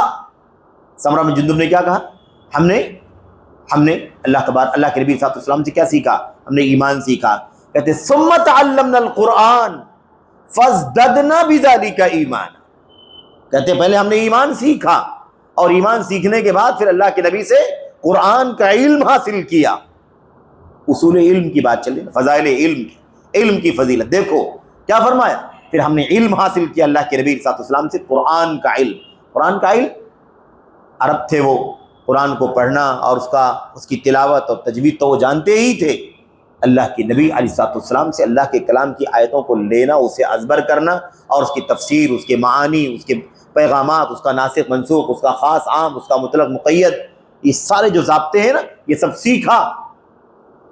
جب ہم نے قرآن کریم سیکھا تو جو ہم نے پہلے ایمان سیکھا تھا، قرآن سیکھنے کی وجہ سے ہمارے ایمان میں اور زیادہ اضافہ ہو گیا، بڑھوتری ہو گئی. ایمان اور علم ساتھ میں آیا کہ نہیں آیا؟ ایمان بھی اور ساتھ میں علم بھی ہے. تو علم کے بغیر ایمان کا تصور نہیں کیا جا سکتا. علم ساتھ میں ہے. اور حتیٰ کہ آپ سمجھیں کہ علم کا معنی بھی ایمان کا معنی بھی اہل علم سے کرتے ہیں. میرے بھائی ہم لوگ توحید کی 3 قسمیں پڑھتے ہیں، توحید ربوبیت، الوہیت، اسماء و صفات. لیکن توحید کی 2 قسمیں بھی کی جاتی ہیں. توحید کی 2 قسمیں بھی کی جاتی ہیں. ایک کا نام ہے توحید قصدی ارادی، اور دوسرے کا نام ہے توحید علمی خبری. التوحید العلمی الخبری، دوسرے کا نام کیا، توحید القصدی، الارادی، اور انہی دو قسموں میں وہ تینوں قسمیں آ جاتی ہیں۔ علم کی وجہ سے اللہ تبارک و تعالیٰ نے فرمایا والعصر ان الانسان لفی خسر الا الذین آمنوا وعملوا الصالحات وتواصوا بالحق وتواصوا بالصبر۔ اہل علم کہتے ہیں کہ 4 خوبیوں میں پہلی چیز کیا ہے؟ ایمان۔ کہتے ہیں ایمان سے مراد اللہ تبارک و تعالیٰ کی معرفت، اللہ تبارک و تعالیٰ کی وحدانیت کا علم ہے۔ ایمان کہتے ہیں ایمان سوائے اس کے جو ایمان لائے۔ ایمان کیا مطلب؟ اللہ تبارک و تعالیٰ کو جاننا ہے، پہلے اس کے رب ہونے کو، اس کے معبود حقیقی ہونے کو، اس کے اسماء و صفات کے حقدار ہونے کو، اس کی ساری صفات اور خوبیوں کا علم حاصل کرنا ہے۔ علم کے بغیر کون سے ایمان کا تصور کیا جا سکتا ہے؟ علم تو الا الذین آمنوا، سوائے ان کے جو ایمان لائے، یعنی جنہوں نے علم توحید حاصل کیا اور اس کے بعد کیا کیا؟ وعملوا الصالحات، اور نیک عمل کیا، اور پھر اس کے بعد حق کی وصیت کی ایک دوسرے کو، اور پھر اس کے بعد آپس میں ایک دوسرے کو صبر کی وصیت۔ اس طرح سے ایمان کا معنی ہی کیا بیان کیا جاتا ہے؟ ایمان کا معنی ہے علم سے بیان کیا جاتا ہے۔ بہرحال علم کی فضیلت کے حوالے سے تو یہ آیت کریمہ بہت مشہور ہے کہ اللہ تبارک و تعالیٰ ہے نا اہل علم کے مقام اور درجے کو بلند کرنے کی بات بیان فرماتا ہے۔ قرآن کریم کی آیات میں آپ کو کئی مرتبہ، میں سمجھتا ہوں کہ 8 سے 10 مرتبہ یا اس سے بھی زیادہ، ہم نے گنا نہیں، لیکن آپ کو ایک لفظ ملتا ہے کیا؟ اوتوا العلم، الذین اوتوا العلم، الذین اوتوا العلم، وہ لوگ جن کو علم دیا گیا، وہ لوگ جن کو علم دیا گیا۔ یہ تعبیر قرآن کریم میں کئی جگہوں پر موجود ہے۔ اب الگ سے بیان کیا جا رہا ہے نا، خصوصیت کے ساتھ تذکرہ ہو رہا ہے، اور وہ لوگ جن کو علم دیا گیا ہے، اس کا مطلب یہ ہے کہ علم والوں کا مقام کچھ الگ ہی ہے، اور علم کا مقام اونچا ہے، اس لیے علم والوں کا مقام اونچا ہے کہ ان شرف العلم بشرف المعلوم، علم کا شرف معلوم کے شرف سے جڑا ہوا ہے۔ یعنی علم کا مقام اگر آپ کو جاننا ہے تو آپ کو یہ جاننا ہے کہ وہ علم کس کے بارے میں ہے۔ آپ کو اگر کسی علم کا مقام، اس کا مرتبہ اگر آپ کو جاننا ہے تو کیسے جانیں گے؟ آپ اس کو معلوم کے ذریعے جانیں گے، یعنی جس کا علم حاصل کیا جا رہا ہے وہ کیا ہے، وہ کون ہے، کون سا سبجیکٹ ہے، اس سے اس علم کی اہمیت کا پتہ چلے گا۔ اگر وہ اللہ تعالیٰ کی معلومات ہے، اللہ تعالیٰ کی معرفت ہے، تو آپ بتائیے کہ دنیا میں اور کون سی چیز ہے جس کا جاننا اللہ کو جاننے سے زیادہ اونچا ہے؟ اس لیے ان شرف العلم بشرف المعلوم۔ یاد رکھیں اللہ تبارک و تعالیٰ کی کتاب میں، نبی کی سنت میں علم کا مقام بڑا اونچا ہے، بڑے فضائل ہیں، اس کے بڑے فضائل ہیں۔ اللہ کے کلام کی آیات میں تو بہت ساری باتیں موجود ہیں، میں ان تفصیلات میں بہت زیادہ نہیں جانا چاہتا تاکہ ہم دوسرے موضوع پر بھی گفتگو کریں۔ ایک آیت کریمہ اور اللہ آپ دیکھیں، اللہ تبارک و تعالیٰ کیا فرماتا ہے؟ شہید اللہ انہ لا الہ الا ہوا، اللہ فرماتا اللہ گواہی دے رہا ہے اس بات کی کہ کوئی بھی سچا عبادت کے قابل نہیں ہے سوائے اس کے۔ اللہ خود گواہی دے رہا اپنے بارے میں کہ میرے سوا کوئی سچا عبادت کے قابل نہیں ہے، نمبر 1۔ نمبر 2، والملائکہ، اور فرشتے گواہی دیتے ہیں کہ اللہ کے سوا کوئی سچا عبادت کے قابل نہیں ہے۔ تیسری چیز، وَأُولُو الْعِلْمِ، اور علماء گواہی دیتے ہیں، علم والے گواہی دیتے ہیں کہ اللہ کے سوا کوئی سچا عبادت کے قابل نہیں ہے۔ قائما بالقسط، عدل اور انصاف کے ساتھ۔ یہ گواہی کیسی ہے؟ جھوٹی گواہی نہیں، سچی گواہی، عدل و انصاف کی گواہی ہے کہ اللہ کے سوا کوئی سچا عبادت کے قابل نہیں ہے۔ یہاں پر دیکھیے علماء کا مقام، علم کا مقام آیا کہ نہیں آیا؟ علم کا مقام، اللہ نے اپنی توحید کی گواہی کا اعلان کروایا، اعلان کیا خود کہ میں خود اپنی وحدانیت کی گواہی دیتا ہوں، اور پھر میری توحید کی گواہی کون دیتا ہے؟ میرے فرشتے، معزز مکرم فرشتے، اور اس کے بعد تیسری چیز علم والے گواہی دیتے ہیں۔ تو جس کے پاس دین کا علم ہے اس کا یہ مقام ہے کہ اللہ تعالیٰ اسے اپنی توحید کی گواہی دینے والوں میں فرشتوں کے بعد فوراً شامل کرتا ہے۔ اگر کوئی اور یہ مقام رکھتا تو فرشتوں کے بعد اللہ تعالیٰ علم والوں کا نام لینے کے بجائے کسی اور کا نام لیتا۔ لیکن اس سے معلوم ہوتا ہے، اور اس بات کو امام قرطبی نے اپنی تفسیر میں اس کا بھی تذکرہ فرمایا ہے، اس آیت کریمہ کی تفسیر میں۔ بہرحال آیات تو بہت ساری ہے، ان تمام تفصیلات میں نہیں جانا ہے۔ اللہ کے ایک نبی علیہ السلام کی 1-2 حدیثیں اور سلف کے 1-2 نمونے پڑھ کر کے ہم لوگ آگے بڑھتے ہیں۔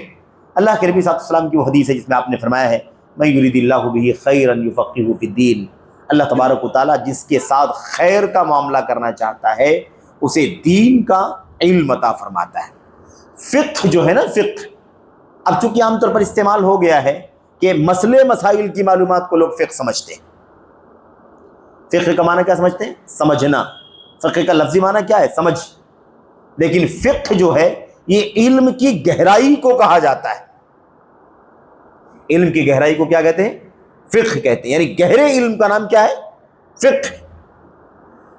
اور لوگ یہ سمجھتے ہیں کہ مسئلے مسائل اور خاص طور پر فقہی مسئلے مسائل کا نام فقہ ہے، حالانکہ یہ بات کیا ہے؟ یہ بات درست نہیں ہے۔ یہ فقہ تو ہے، شک نہیں اس میں کہ ہر دین کا کوئی بھی مسئلہ جاننا سیکھنا وہ کیا ہے؟ وہ فقہ ہے، لیکن اس فقہ کو فقہ اصغر کہتے ہیں۔ اس کو فقہ اصغر کہتے ہیں، اور جب اصغر کہتے ہیں تو اس کے مقابلے میں اکبر لازماً ہوگا، کیونکہ چھوٹے کا تصور ہو نہیں سکتا جب تک بڑے کا تصور نہ ہو۔ اسی لیے ایک فقہ کی قسم ہے جس کو الفقہ الاکبر کہتے ہیں، اور فقہ کی دوسری قسم جس کو الفقہ الاصغر کہتے ہیں۔ جیسے کفر اکبر ہے، اصغر ہے، شرک اکبر ہے، اصغر ہے، نفاق اکبر ہے، اصغر ہے کہ نہیں؟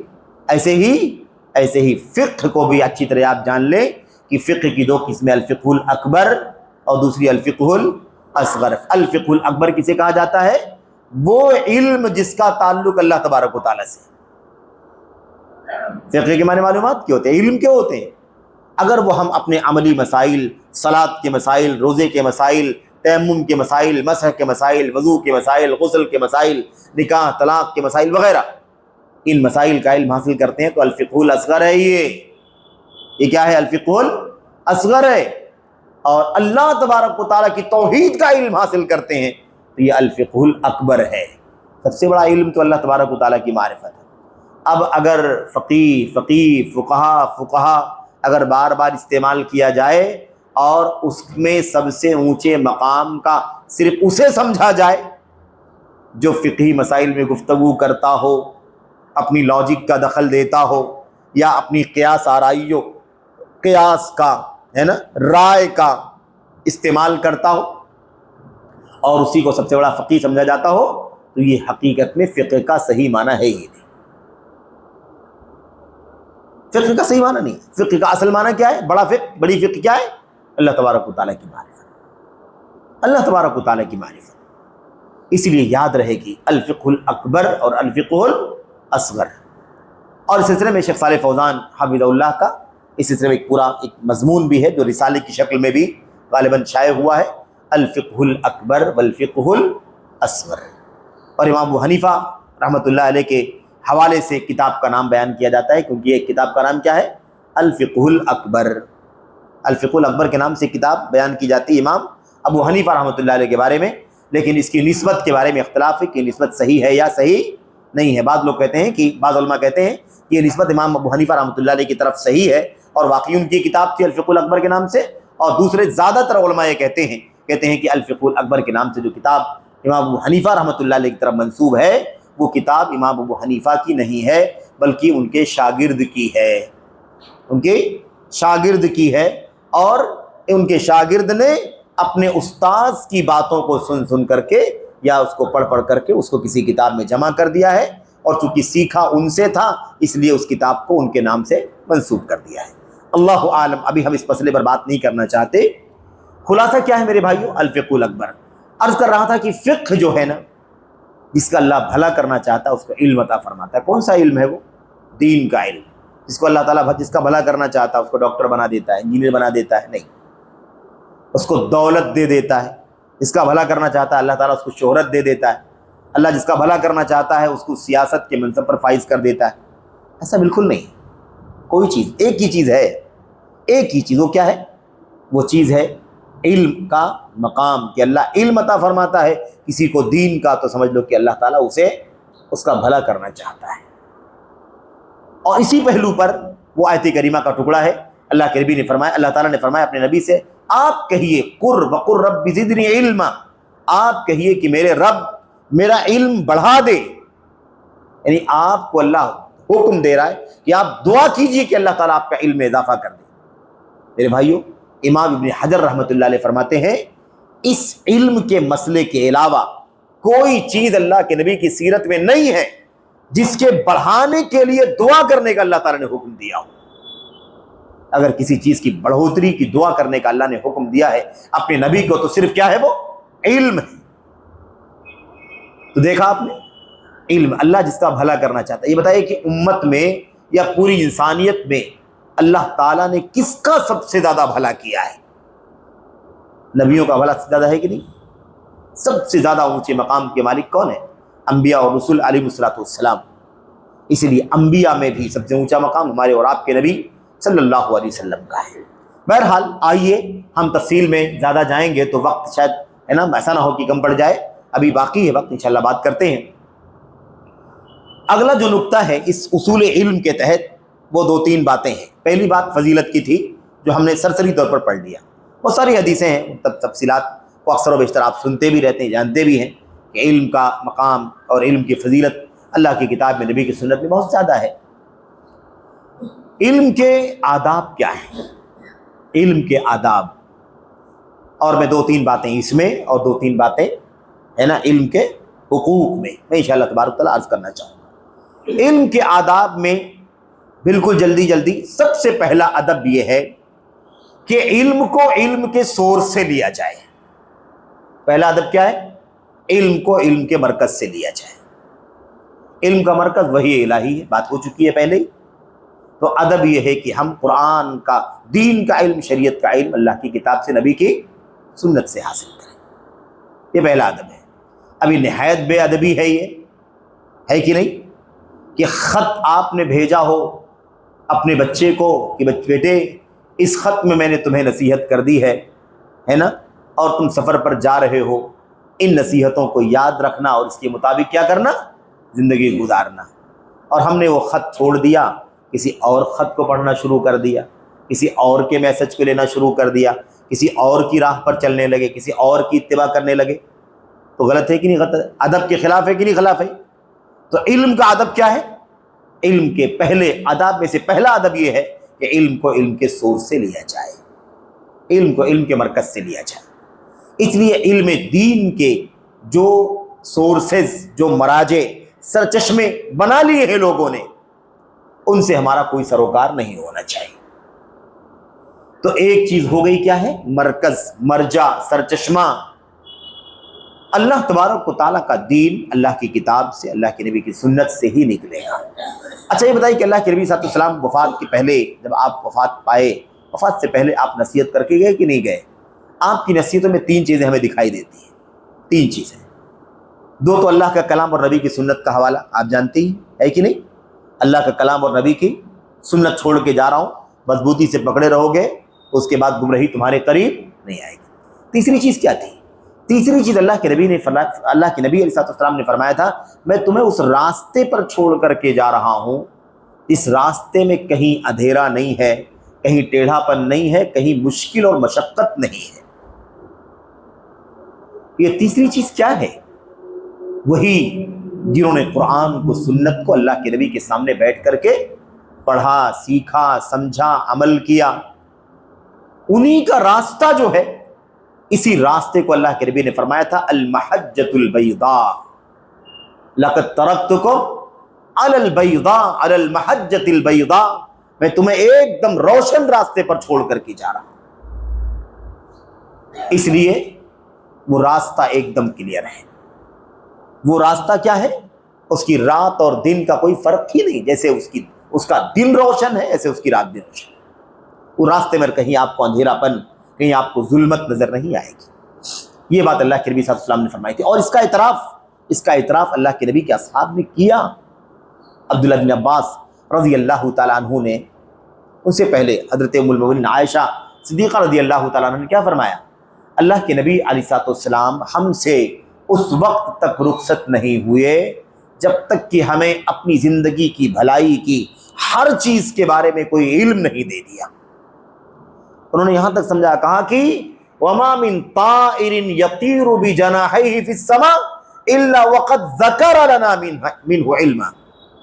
اما عائشہ صدیقہ رضی اللہ تعالیٰ عنہ فرماتی ہیں، کہتی ہیں اللہ کے نبی صلی اللہ علیہ وسلم کی وفات ہوئی، آپ نے ہمیں زندگی کی ہر بھلائی کا علم دے دیا، آپ نے ہمیں زندگی کی ہر برائیوں سے آگاہ کر دیا۔ کہتے ہیں کوئی بھی پرندہ ایسا نہیں ہے جو اپنے دونوں پروں کے ذریعے سے آسمان کی پہنائیوں میں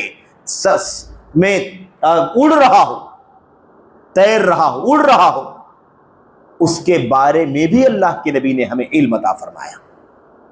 یہ کس نے کہا؟ ام المومنین عائشہ صدیقہ رضی اللہ تعالیٰ عنہ۔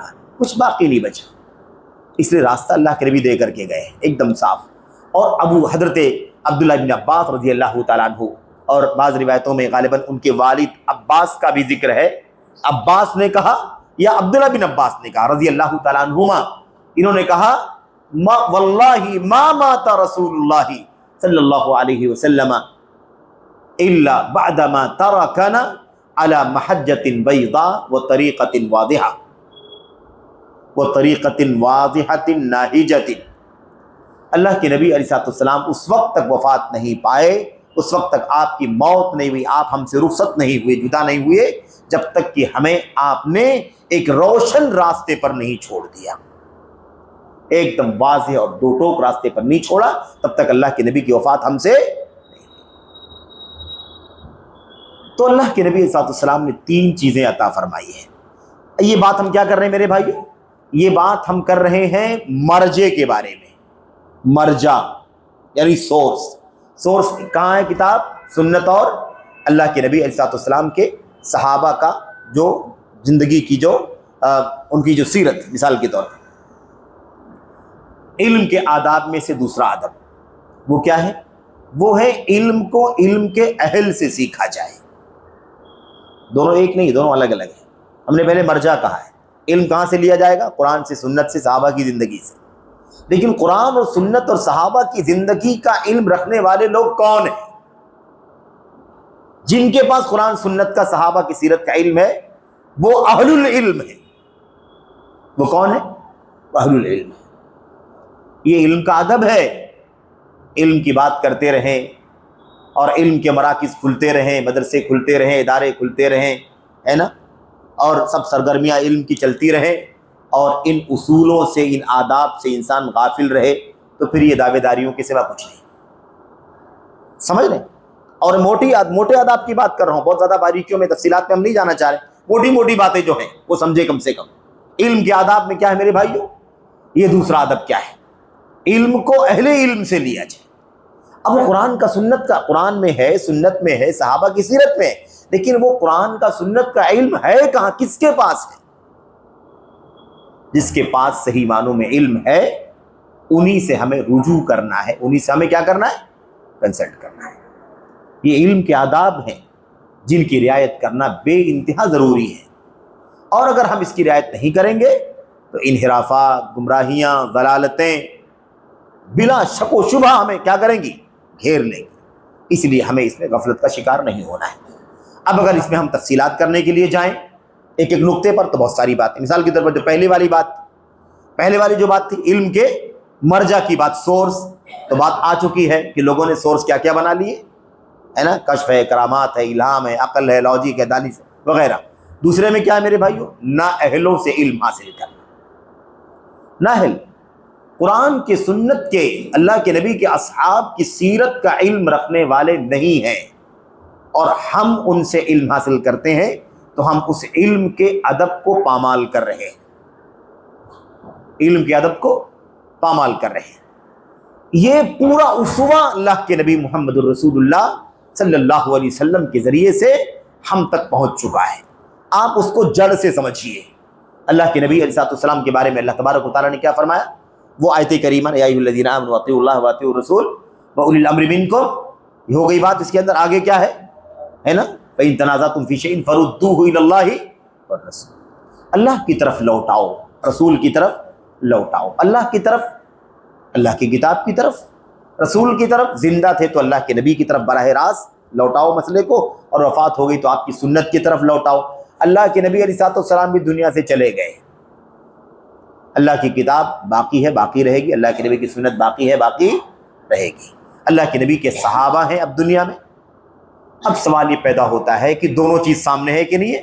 یہ قرآن و سنت بھی ہے ہمارے سامنے جو مرجع ہے علم کا، اور قرآن و سنت کے علم والے صحابہ بھی موجود ہیں جو اہل علم ہیں۔ کہاں سے علم حاصل کریں گے؟ علم حاصل کرنے کا طریقہ کیا ہوگا؟ تابعین آئے ہیں، صحابہ تو سامنے اللہ کے نبی کے، جو سامنے تھے، جو دور تھے، کبھی کبھار ملاقات ہوتی، صحابیت کا شرف ملا، وہ بھی کن سے رجوع کرتے تھے؟ صحابہ کرام سے۔ صغار صحابہ کبار صحابہ سے رجوع کرتے تھے۔ عبداللہ بن عباس کتنے بڑے عالم ہیں پوری امت کے؟ سب سے بڑے عالم ہے کہ نہیں عالم ہے؟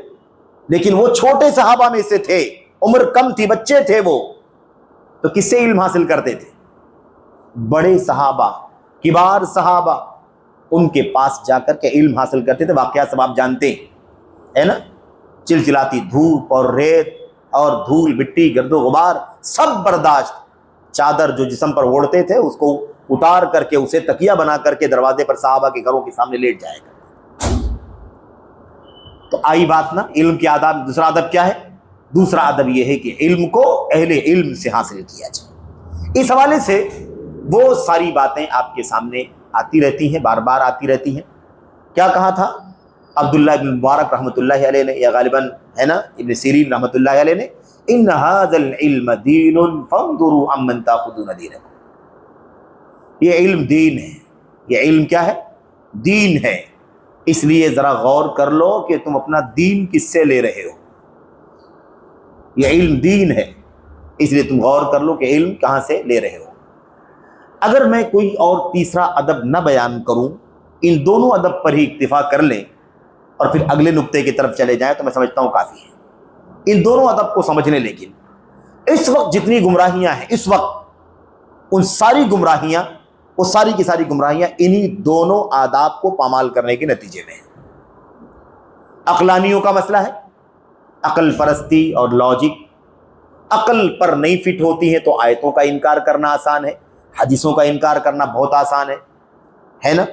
بہت آسانی سے انکار کر، معجزات کا انکار کر دینا آسان ہے، اور اللہ کے نبی صلی اللہ علیہ وسلم کی حدیثوں کو میرے بھائیوں صرف اپنی عقل کی بنیاد پر پرکھنا، جو سمجھ میں آئے مانے، جو سمجھ میں نہ آئے نہ مانے۔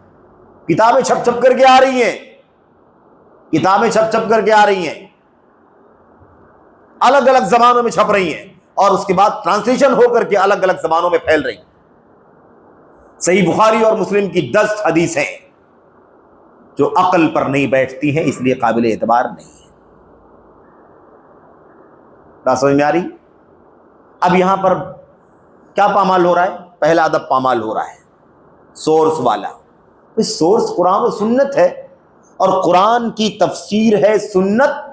سنت کبھی قرآن کی وضاحت کر سکتی ہے، ٹکرا نہیں سکتی ہے کبھی بھی۔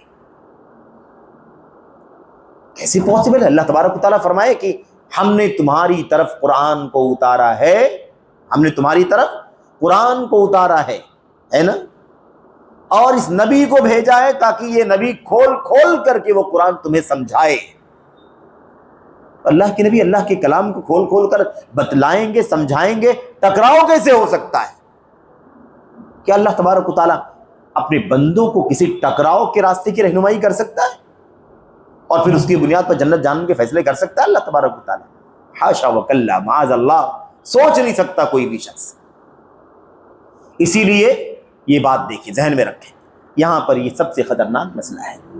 عقل پرستی نے امت کو ڈبا دیا ہے، عقل پرستی نے، ہر جگہ عقل پرستی۔ عقلیں اللہ کے حکم کے تابع ہیں، اللہ تبارک و تعالیٰ کی کتاب کے، نبی کی سنت کے تابع ہیں، ماتحت۔ قرآن و سنت اوپر ہیں، نبی کے صحابہ کا فہم اوپر ہے۔ ہماری عقلوں میں چیز سمجھ میں آ جائے تو الحمدللہ شکریہ ادا کریں، اور نہیں سمجھ میں آتے ہیں تو اپنی عقل کو متہم کریں، اپنی عقل کو کوسیں، اسے برا بھلا کہیں، اور اللہ سے توفیق مانگیں کہ اللہ تعالیٰ ہمیں اس سچ اور حق کو سمجھنے کی توفیق عطا فرمائے۔ یہ ہونا چاہیے۔ تو ایک بہت بڑا عیب تو یہ ہے، گمراہی دیکھ لو، لوگ اپنی عقلوں کی بنیاد پر شریعت پر فیصلے کر رہے۔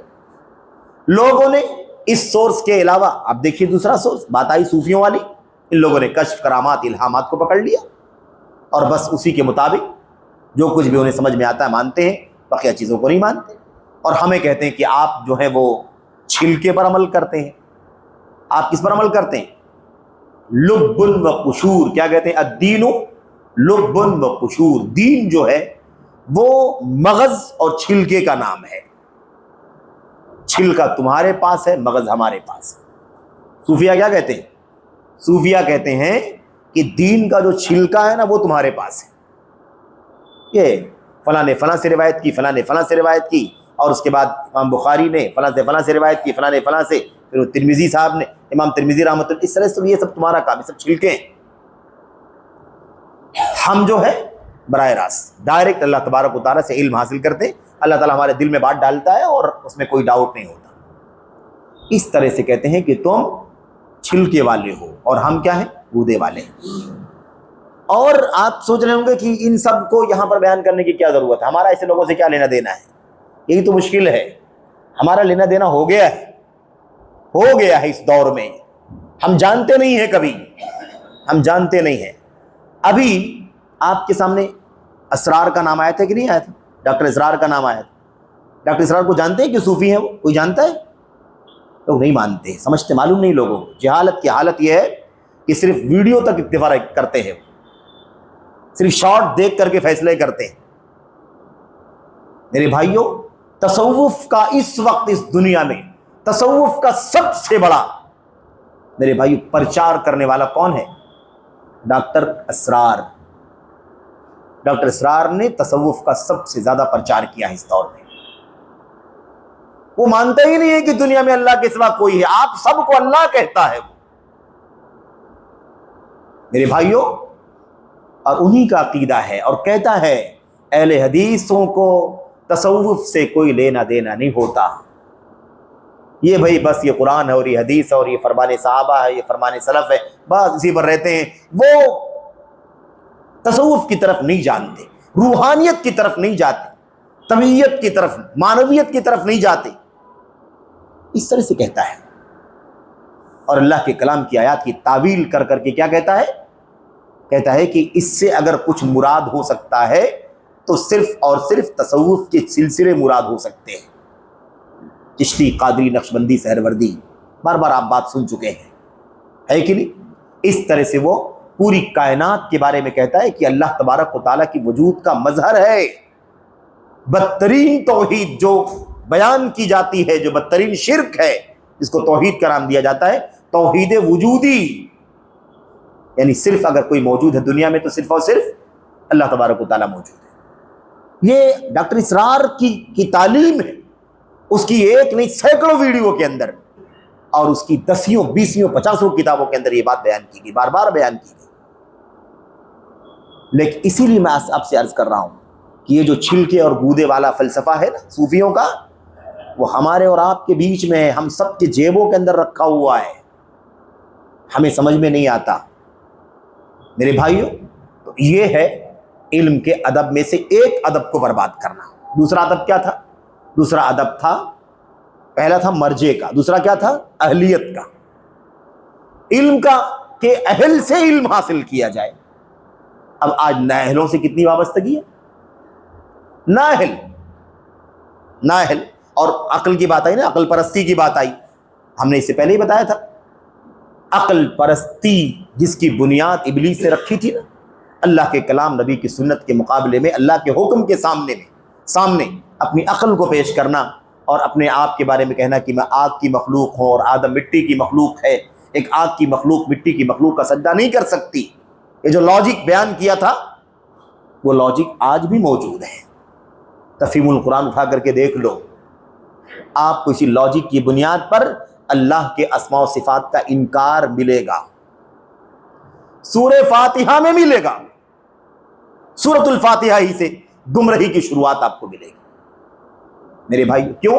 صرف لاجک کی بنیاد پر، صرف عقل پرستی کی بنیاد پر، نہیں سمجھ میں آتا مجھے۔ عرش کا اس کے سوا کوئی معنی مطلب بیان ہی نہیں کیا جا سکتا، اس طرح سے وہ پوری جرات کے ساتھ کہتے ہیں عرش کا اس کے سوا تو کوئی معنی نہیں ہو سکتا ہے۔ عرش میرے بھائیوں، اور سب گمراہ عرش کے اندر، عرش کے مسئلے میں مودودی صاحب نے بھی وہی کام کیا، اور بالکل ویسے ہی گمراہی کا کام ڈاکٹر اسرار نے بھی کیا۔ کہتے ہیں ہو سکتا ہے کوئی مخلوق ہو سکتا ہے کوئی خیالی چیز ہو. اللہ تبارک و تعالیٰ کی اتنی بڑی مخلوق کا تذکرہ بار بار قرآن کریم میں آیا ہوا ہے، اور اس کے بارے میں عرش کا کیا کرنا؟ انکار کرنا. کتنی خطرناک بات ہے. جنت کا انکار، جنت مطلب فنا ہو جائے گی ایک دن. جہنم کی فنا ہو جانے کے بارے میں تو لوگوں نے اختلاف کیا ہوا ہے، آپ نے سنا ہوگا کہ جہنم ایک دن چل کرتے، ایک دن آتے آتے آتے آتے بہت دنوں کے بعد بھی ایک دن کوئی ایسا آئے گا جس دن جہنم کیا ہو جائے گی؟ فنا ہو جائے گی. یہ عقیدہ درست نہیں ہے. صحیح عقیدہ یہی ہے کہ جنت جہنم کبھی فنا نہیں ہوں گے، لیکن یہ اسرار جنت کے بھی فنا ہونے کی بات کرتا ہے، جہنم کی تو کرتا ہی ہے. میرے بھائیو، اور ہم نے عرض کیا کہ ہمارے جیبوں کے اندر صبح شام یہ ڈیوائس ہے، اور ہم صبح شام سنتے ہیں، سناتے ہیں، پھیلاتے ہیں اس کی تقریر ہو، نہ چاہتے نہ جانتے ہوئے، اور کبھی کبھی جان کر کے محض دیوانگی کی بنیاد پر کیا کرتے ہیں؟ اس کو عام کرتے، پھیلاتے ہیں. اور اس کے بعد بات آ گئی اہلیت اور عدم اہلیت. نااہل، کتنے سارے نااہل.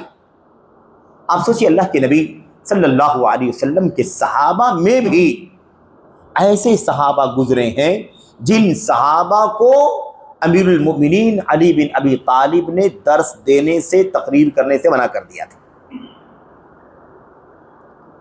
صحابی ہیں، ان کا مقام طے ہے اپنی جگہ پر، مقام کہاں چلا جائے گا. لیکن نہیں، امیر المؤمنین نے یہ محسوس کیا کہ اس کام کے لیے یہ ذمہ داری نہیں دے سکتی، یہ ذمہ داری، اس کام کی ذمہ داری ان کو نہیں دی جا سکتی ہے، منع فرما دیا. اور یہاں تک بھی کہا کہ آپ یہ کام کس کی اجازت سے کرتے ہیں؟ آپ درس دے رہے ہیں، آپ لوگوں کو واعظ کر رہے ہیں، نصیحت کر رہے ہیں، بیان کر رہے ہیں، درس دے رہے ہیں، کس کی اجازت سے کر رہے ہیں؟ منع کیا. کیوں؟ ان کو اہل نہیں سمجھا، اہل نہیں سمجھا. وہ نیک ہیں، تقوی طہارت ہے، خشوع ہے، خضوع ہے، اللہ تبارک و تعالیٰ کا خوف ہے، سب کچھ ہے، دنیا سے بے رغبتی ہے، ساری خوبیاں ہیں، کوئی خوبی کا مسئلہ نہیں ہے. لیکن علم کے معاملے میں اہلیت اور عدم اہلیت یہ بنیادی مسئلہ ہے. تو آپ سوچیں کہ یہ حالت تھی کہ صحابہ کرام اس مسئلے کو سمجھتے تھے. اللہ کے نبی نے کیا فرمایا؟ لا يقص الا امیر او معمور او مختال. وہی باتیں کرے گا، وہی درس دے گا، وہی نصیحت کرے گا، وہی واعظ کرے گا جو خود ذمہ دار ہوگا، امیر ہوگا، یا جس کو امیر اجازت دے گا، حکم دے گا، یعنی جو حاکم ہوگا، ذمہ دار ہوگا. یا اگر یہ نہیں ہے اور یہ نہیں ہے تو پھر تیسرا اگر کوئی اس کام کے لیے آگے بڑھتا ہے تو وہ کون ہے؟ وہ کون ہے؟ وہ زیادتی کرنے والا ہے، وہ متکبر ہے، جس لائق نہیں ہے اپنے آپ کو اس کے لائق ثابت کرنے والا ہے. امیر او معمور او مختال. مختال کس کو کہتے ہیں؟ اترانے والا ہے، اکڑنے والا ہے. اس کا اہل نہیں ہے لیکن وہ اکڑتا ہے اور اتراتا ہے اس کام کے لیے، اپنے آپ کو پھیلاتا ہے، اپنے آپ کو پیش کرتا ہے. اور بڑی سطحیت آ گئی میرے بھائی، بہت عجیب و غریب صورتحال آ گئی. اللہ کے نبی علیہ السلام کے ایک صحابی ہیں عابس رضی اللہ تعالیٰ، یا عبس، دونوں نام آئے ہیں، کہیں کسی روایت میں عبس بھی آیا ہوا ہے، مشہور نام عابس ہیں.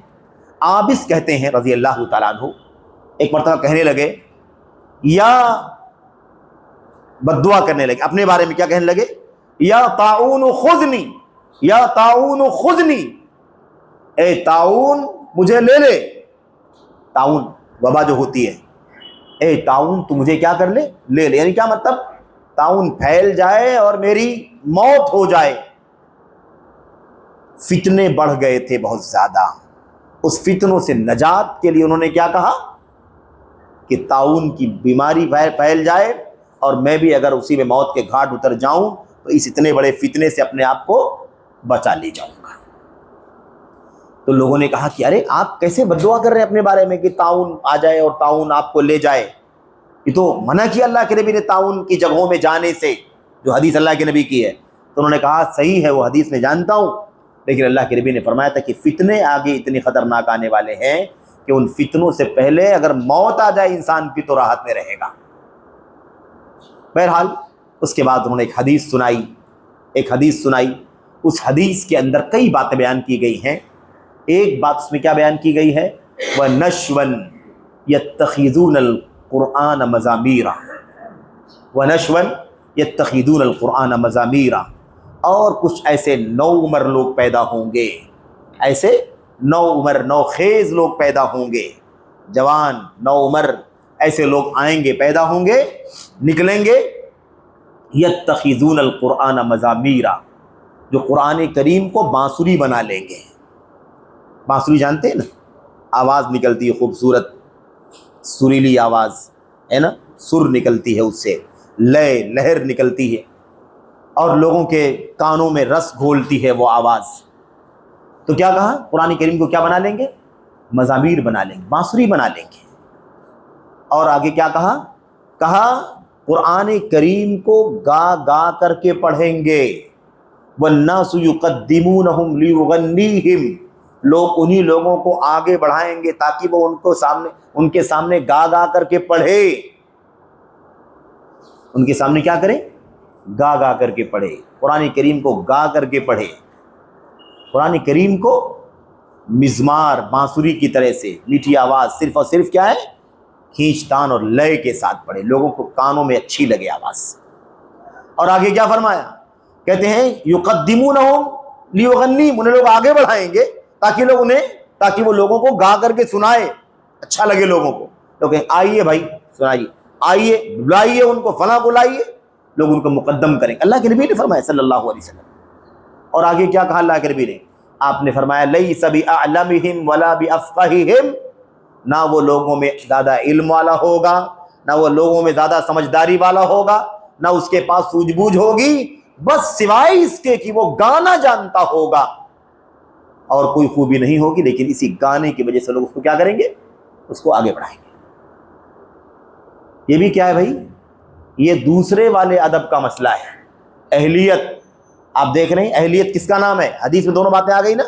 اہلیت اصل میں کہاں ہے؟ اعلم و افقہ، سب سے زیادہ علم والے کو مقدم کرو، سب سے زیادہ فقہ والے کو مقدم کرو، یہ اللہ کے نبی کی تعلیم ہے۔ لیکن لوگ کیا کریں گے؟ نہ علم دیکھیں گے، نہ فقہ دیکھیں گے، نہ بصیرت دیکھیں گے، کیا دیکھیں گے؟ آواز اچھی ہے، مزہ بہت آتا ہے، لوگوں کے ذہن و دماغ پر چھا جاتا ہے، لوگوں کو اس طرح سے سنانا شروع کر دیتا ہے کہ سوا بچ جاتا ہے، اس طرح کی صورتحال پیدا ہو جاتی ہے۔ تو یہ کیا ہے میرے بھائیوں؟ یہ ہے جس کو ہم کہتے ہیں اہلیت۔ اور اس کے علاوہ نااہل، جاہل، نیم جاہل، تھوڑی معلومات، تھوڑی اسٹڈی، مختصر ہے نا کورس، شارٹ ٹرم، اس طرح کے کام کرنے والے، شوق بہت ہے، جذبہ بہت ہے، شوق اور جذبے سے نہیں ہوتا، تمناؤں سے کوئی چیز نہیں ہوتی ہے۔ ہم بھی تو چاہتے ہیں تاج محل بنا لیں، تو کیا بنا لیں گے؟ تمنا کرنے سے کیا ہوتا ہے؟ آدمی سوچے کہ میں ابھی سے پوری بمبئی کا سب سے بڑا ہارٹ کا سرجن بن جاؤں، تو کیا آپ سرجن تمنا کرنے سے بن جائیں گے آپ؟ یا تھوڑی بہت اسٹڈی کرنے سے بن جائیں گے؟ ایسے نہیں ہوتا، جذبے سے نہیں ہوتا ہے، اس کی چین سے اس کا علم حاصل کرنا ہوتا ہے، اس کے بعد وہ چیز آتی ہے۔ تو علم کو علم حاصل کر کے ہی آپ پا سکتے ہیں۔ انما العلم بالتعلم، علم تو سیکھنے سے ملے گا۔ علم کس سے ملے گا؟ علم کے لیے سیکھنا پڑے گا۔ اگر علم کو سیکھنے کی کوئی قیمت نہ ہوتی تو قرآن و سنت کی دلیلیں علم کو سیکھنے سکھانے کی فضیلت سے بری نہ ہوتی۔ اور اللہ کے نبی کو نہیں کہا جاتا کہ آپ اللہ سے دعا کیجئے کہ اللہ آپ کا علم بڑھا دے۔ جو نبی علم کی تائید کے ساتھ زندگی گزار رہا ہے، وحی کی تائید مل رہی ہے مسلسل، اس نبی کو اللہ کہتا ہے کہ آپ دعا کیجئے کہ اللہ آپ کے علم میں اضافہ کر دے۔ تو نبی کو علم کے اضافے کی ضرورت ہے تاکہ وہ اللہ کے بندوں کو اللہ کا دین پہنچائے۔ بہرحال میرے بھائیوں، اور پھر اس کے بعد اگر دونوں چیزیں اکٹھا ہو جائیں کہ آدمی جاہل بھی ہے، نا علم بھی ہے، کم علم بھی ہے، اور اس کے بعد اس کا سورس بھی غلط ہے، مثال کے طور پر نہ بنیاد اس کے پاس توحید کی ہے، نہ بنیاد اس کے پاس سنت کی، نہ بنیاد صحابہ کی ہے، وہ انحرافات، فرق اور گمراہ فرقوں کے راستوں پر چلنے والا ہے، اور پھر اس کے بعد ہم نے اس کو مرجع بنا لیا، تو یہ تو بہت نازک مسئلہ ہو جائے گا میرے بھائیوں۔ بہرحال علم کے حقوق کے حوالے سے بھی ایک دو باتیں آپ کے سامنے عرض کر دی جائیں۔ علم کے حقوق میں سے ایک حق یہ ہے کہ علم کو سیکھا جائے، نمبر ایک۔ اور بہرحال اس سلسلے میں سمجھتا ہوں کہ ایک قول ہے نا سلف کا، میں وہ پڑھ دوں تو 2 3 4 5 6 باتیں اس کے اندر ہے آ جائے گی۔ آپ نے امام سفیان ثوری کا نام سنا ہوگا، سن 161 ہجری میں وفات پائے، 161 ہجری میں۔ امام سفیان بن سعید ثوری رحمۃ اللہ علیہ، اور ملتی جلتی روایت امام ابن المبارک رحمۃ اللہ علیہ سے بھی آئی ہوئی ہے. یہ اثر دونوں سے آیا ہوا ہے, تھوڑے سے الفاظ کے فرق کے ساتھ. وہ کہتے ہیں اول العلم الصمت, اول العلم الصمت ثم الاستماع له, ثم الاستماع له, ثم حفظه, ثم نشره. کہتے ہیں سب سے پہلا علم, یہ حقوق کی بات چل رہی ہے. علم کا حق کیا ہے؟ علم کا حق یہ ہے کہ علم سیکھا جائے. کیسے سیکھا جائے؟ علم کا حق, علم کے حقوق میں سے ایک حق تو یہ کہ اسے سیکھا جائے. سیکھنے میں کیا کرنا ہے؟ سب سے پہلی چیز یہ ہے کہ علم سیکھنے کے لیے چپ رہا جائے. آپ سوچیں لوگ بولنا سیکھ رہے ہیں, حالانکہ سیکھنا کیا چاہیے؟ سیکھنا چپ رہنا ہے. چپ رہنا سیکھو. لوگ بولنا سیکھ رہے ہیں. سب سے پہلا کام کیا ہے؟ سب سے پہلا کام ہے الصمت, چپ رہنا. مسئلہ ہے کہ چپ رہیں گے تب تو کسی کی سنیں گے. اگر بولتے رہیں گے تو سناتے رہیں گے. اس کا مطلب ہونا کیا چاہیے؟ اول العلم الصمت. میرے بھائیو, آج تو معیار ہی ہو گیا, جو زیادہ بول دیتا ہے, بولنا جانتا ہے, جو زیادہ بولتا ہے اسی کو بڑا علم والا سمجھا جاتا ہے.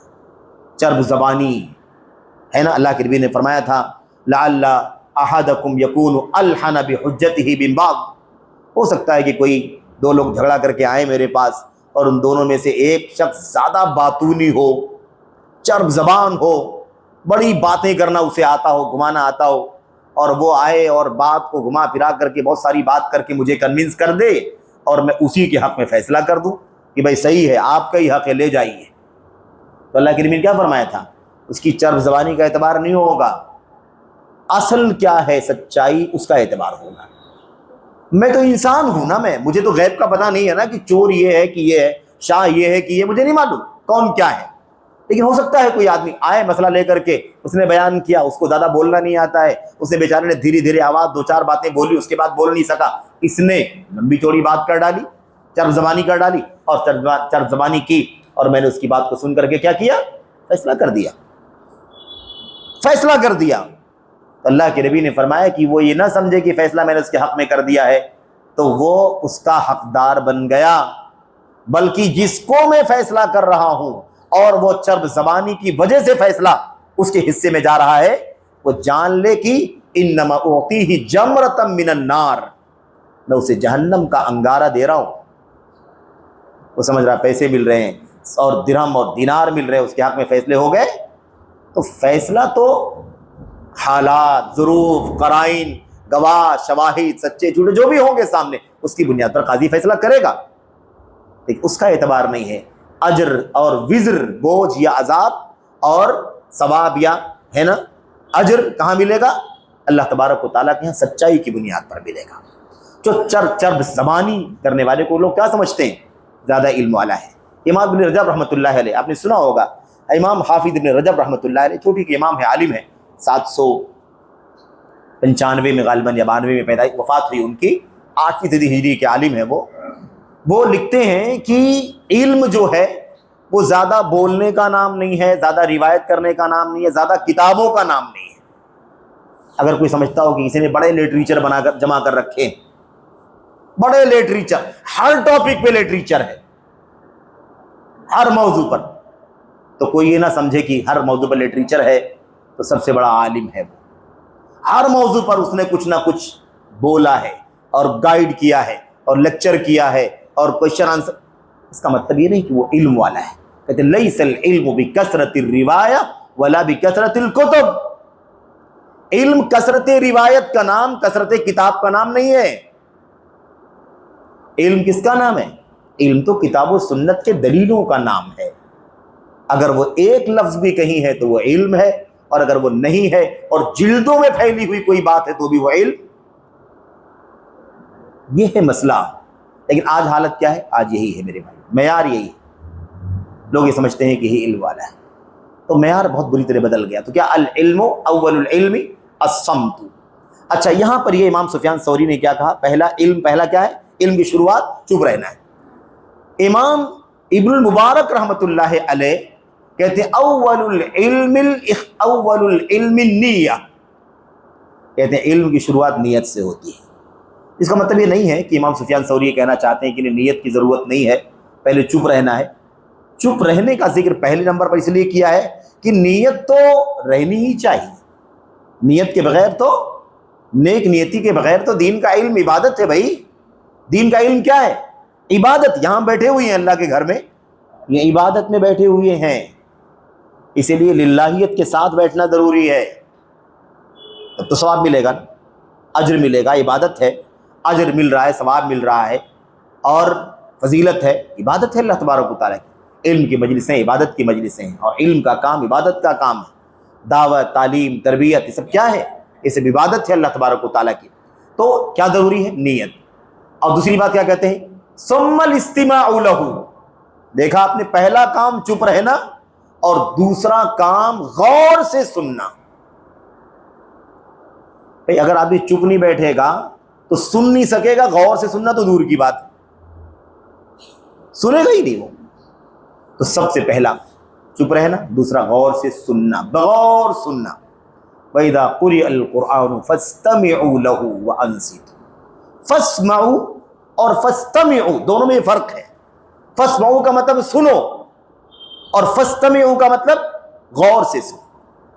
استماع افتعال کی خصوصیات میں سے خصوصیت ہے کہ اس کے اندر یہ پہلو پایا جاتا ہے نا، مطلب ہضم کر لینا ہے نا، جذب کر لینا، یہ معنی پایا جاتا ہے اس کے اندر۔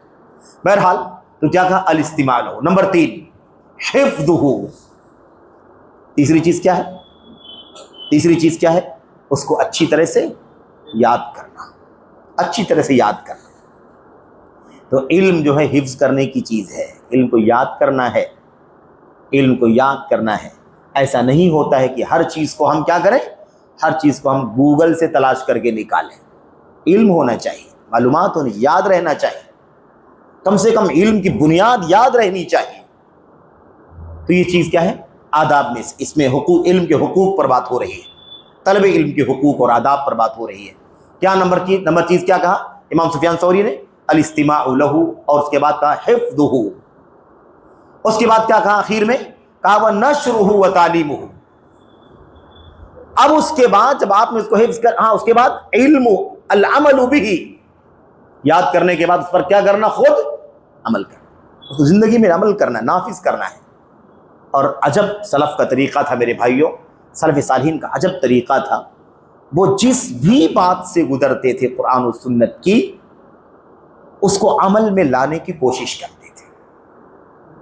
اور اس سے پہلے بار بار بات آ چکی ہے کہ امام احمد بن حنبل رحمۃ اللہ علیہ جب اپنی کتاب مسند جمع کر رہے تھے، مسند احمد بن حنبل جو ہے نا موسوعہ حدیثیہ، حدیث کا انسائکلوپیڈیا ہے، 50 جلدوں میں شائع ہوا ہے، پچھلے تقریباً 20-25 سال ہو گئے تقریباً، الحمدللہ 40,000 حدیثوں کا مجموعہ، دنیا کی سب سے بڑی مسند، اکبر مسانید الدنیا۔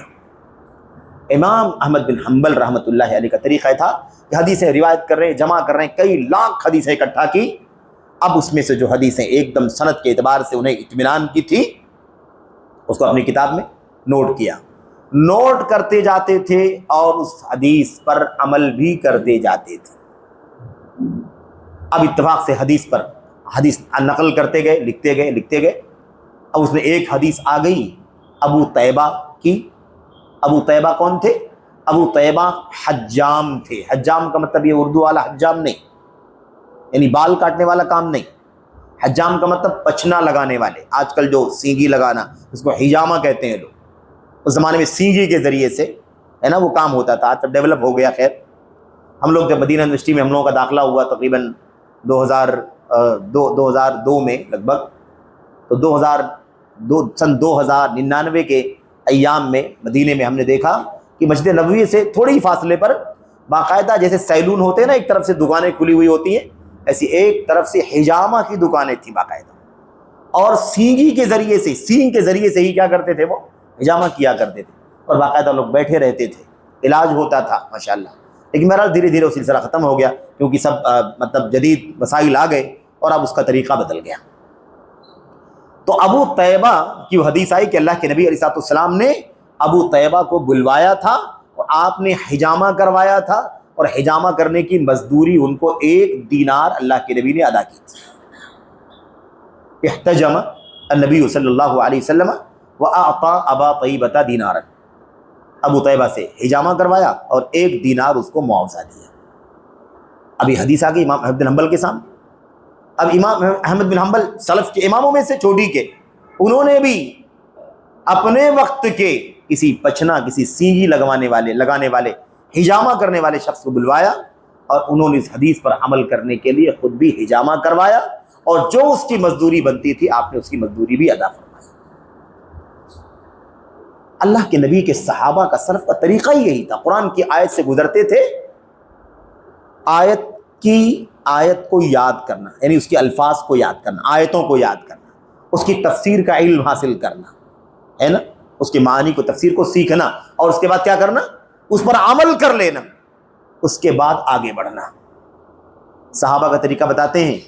عبد الرحمن ابن ابو لیلہ کہتے ہیں کہ ہمارے اساتذہ جنہوں نے ہمیں قرآن سکھایا ہے، صحابہ کرام کے بارے میں اشارہ کیا کہ ان کا طریقہ یہ تھا کہ وہ اللہ کے نبی صلی اللہ علیہ وسلم سے 10 آیتوں کو پڑھتے تھے، تلاوت کر کے، یعنی سیکھتے تھے، اس کو یاد کرتے تھے، اور اس کے بعد اس کے معنی کو، اس کی تفسیر کو سیکھتے تھے، اور اس کے بعد ان 10 آیتوں پر عمل کرتے تھے، پھر اس کے بعد اگلی 10 آیتوں کا سیکھنا شروع کرتے تھے.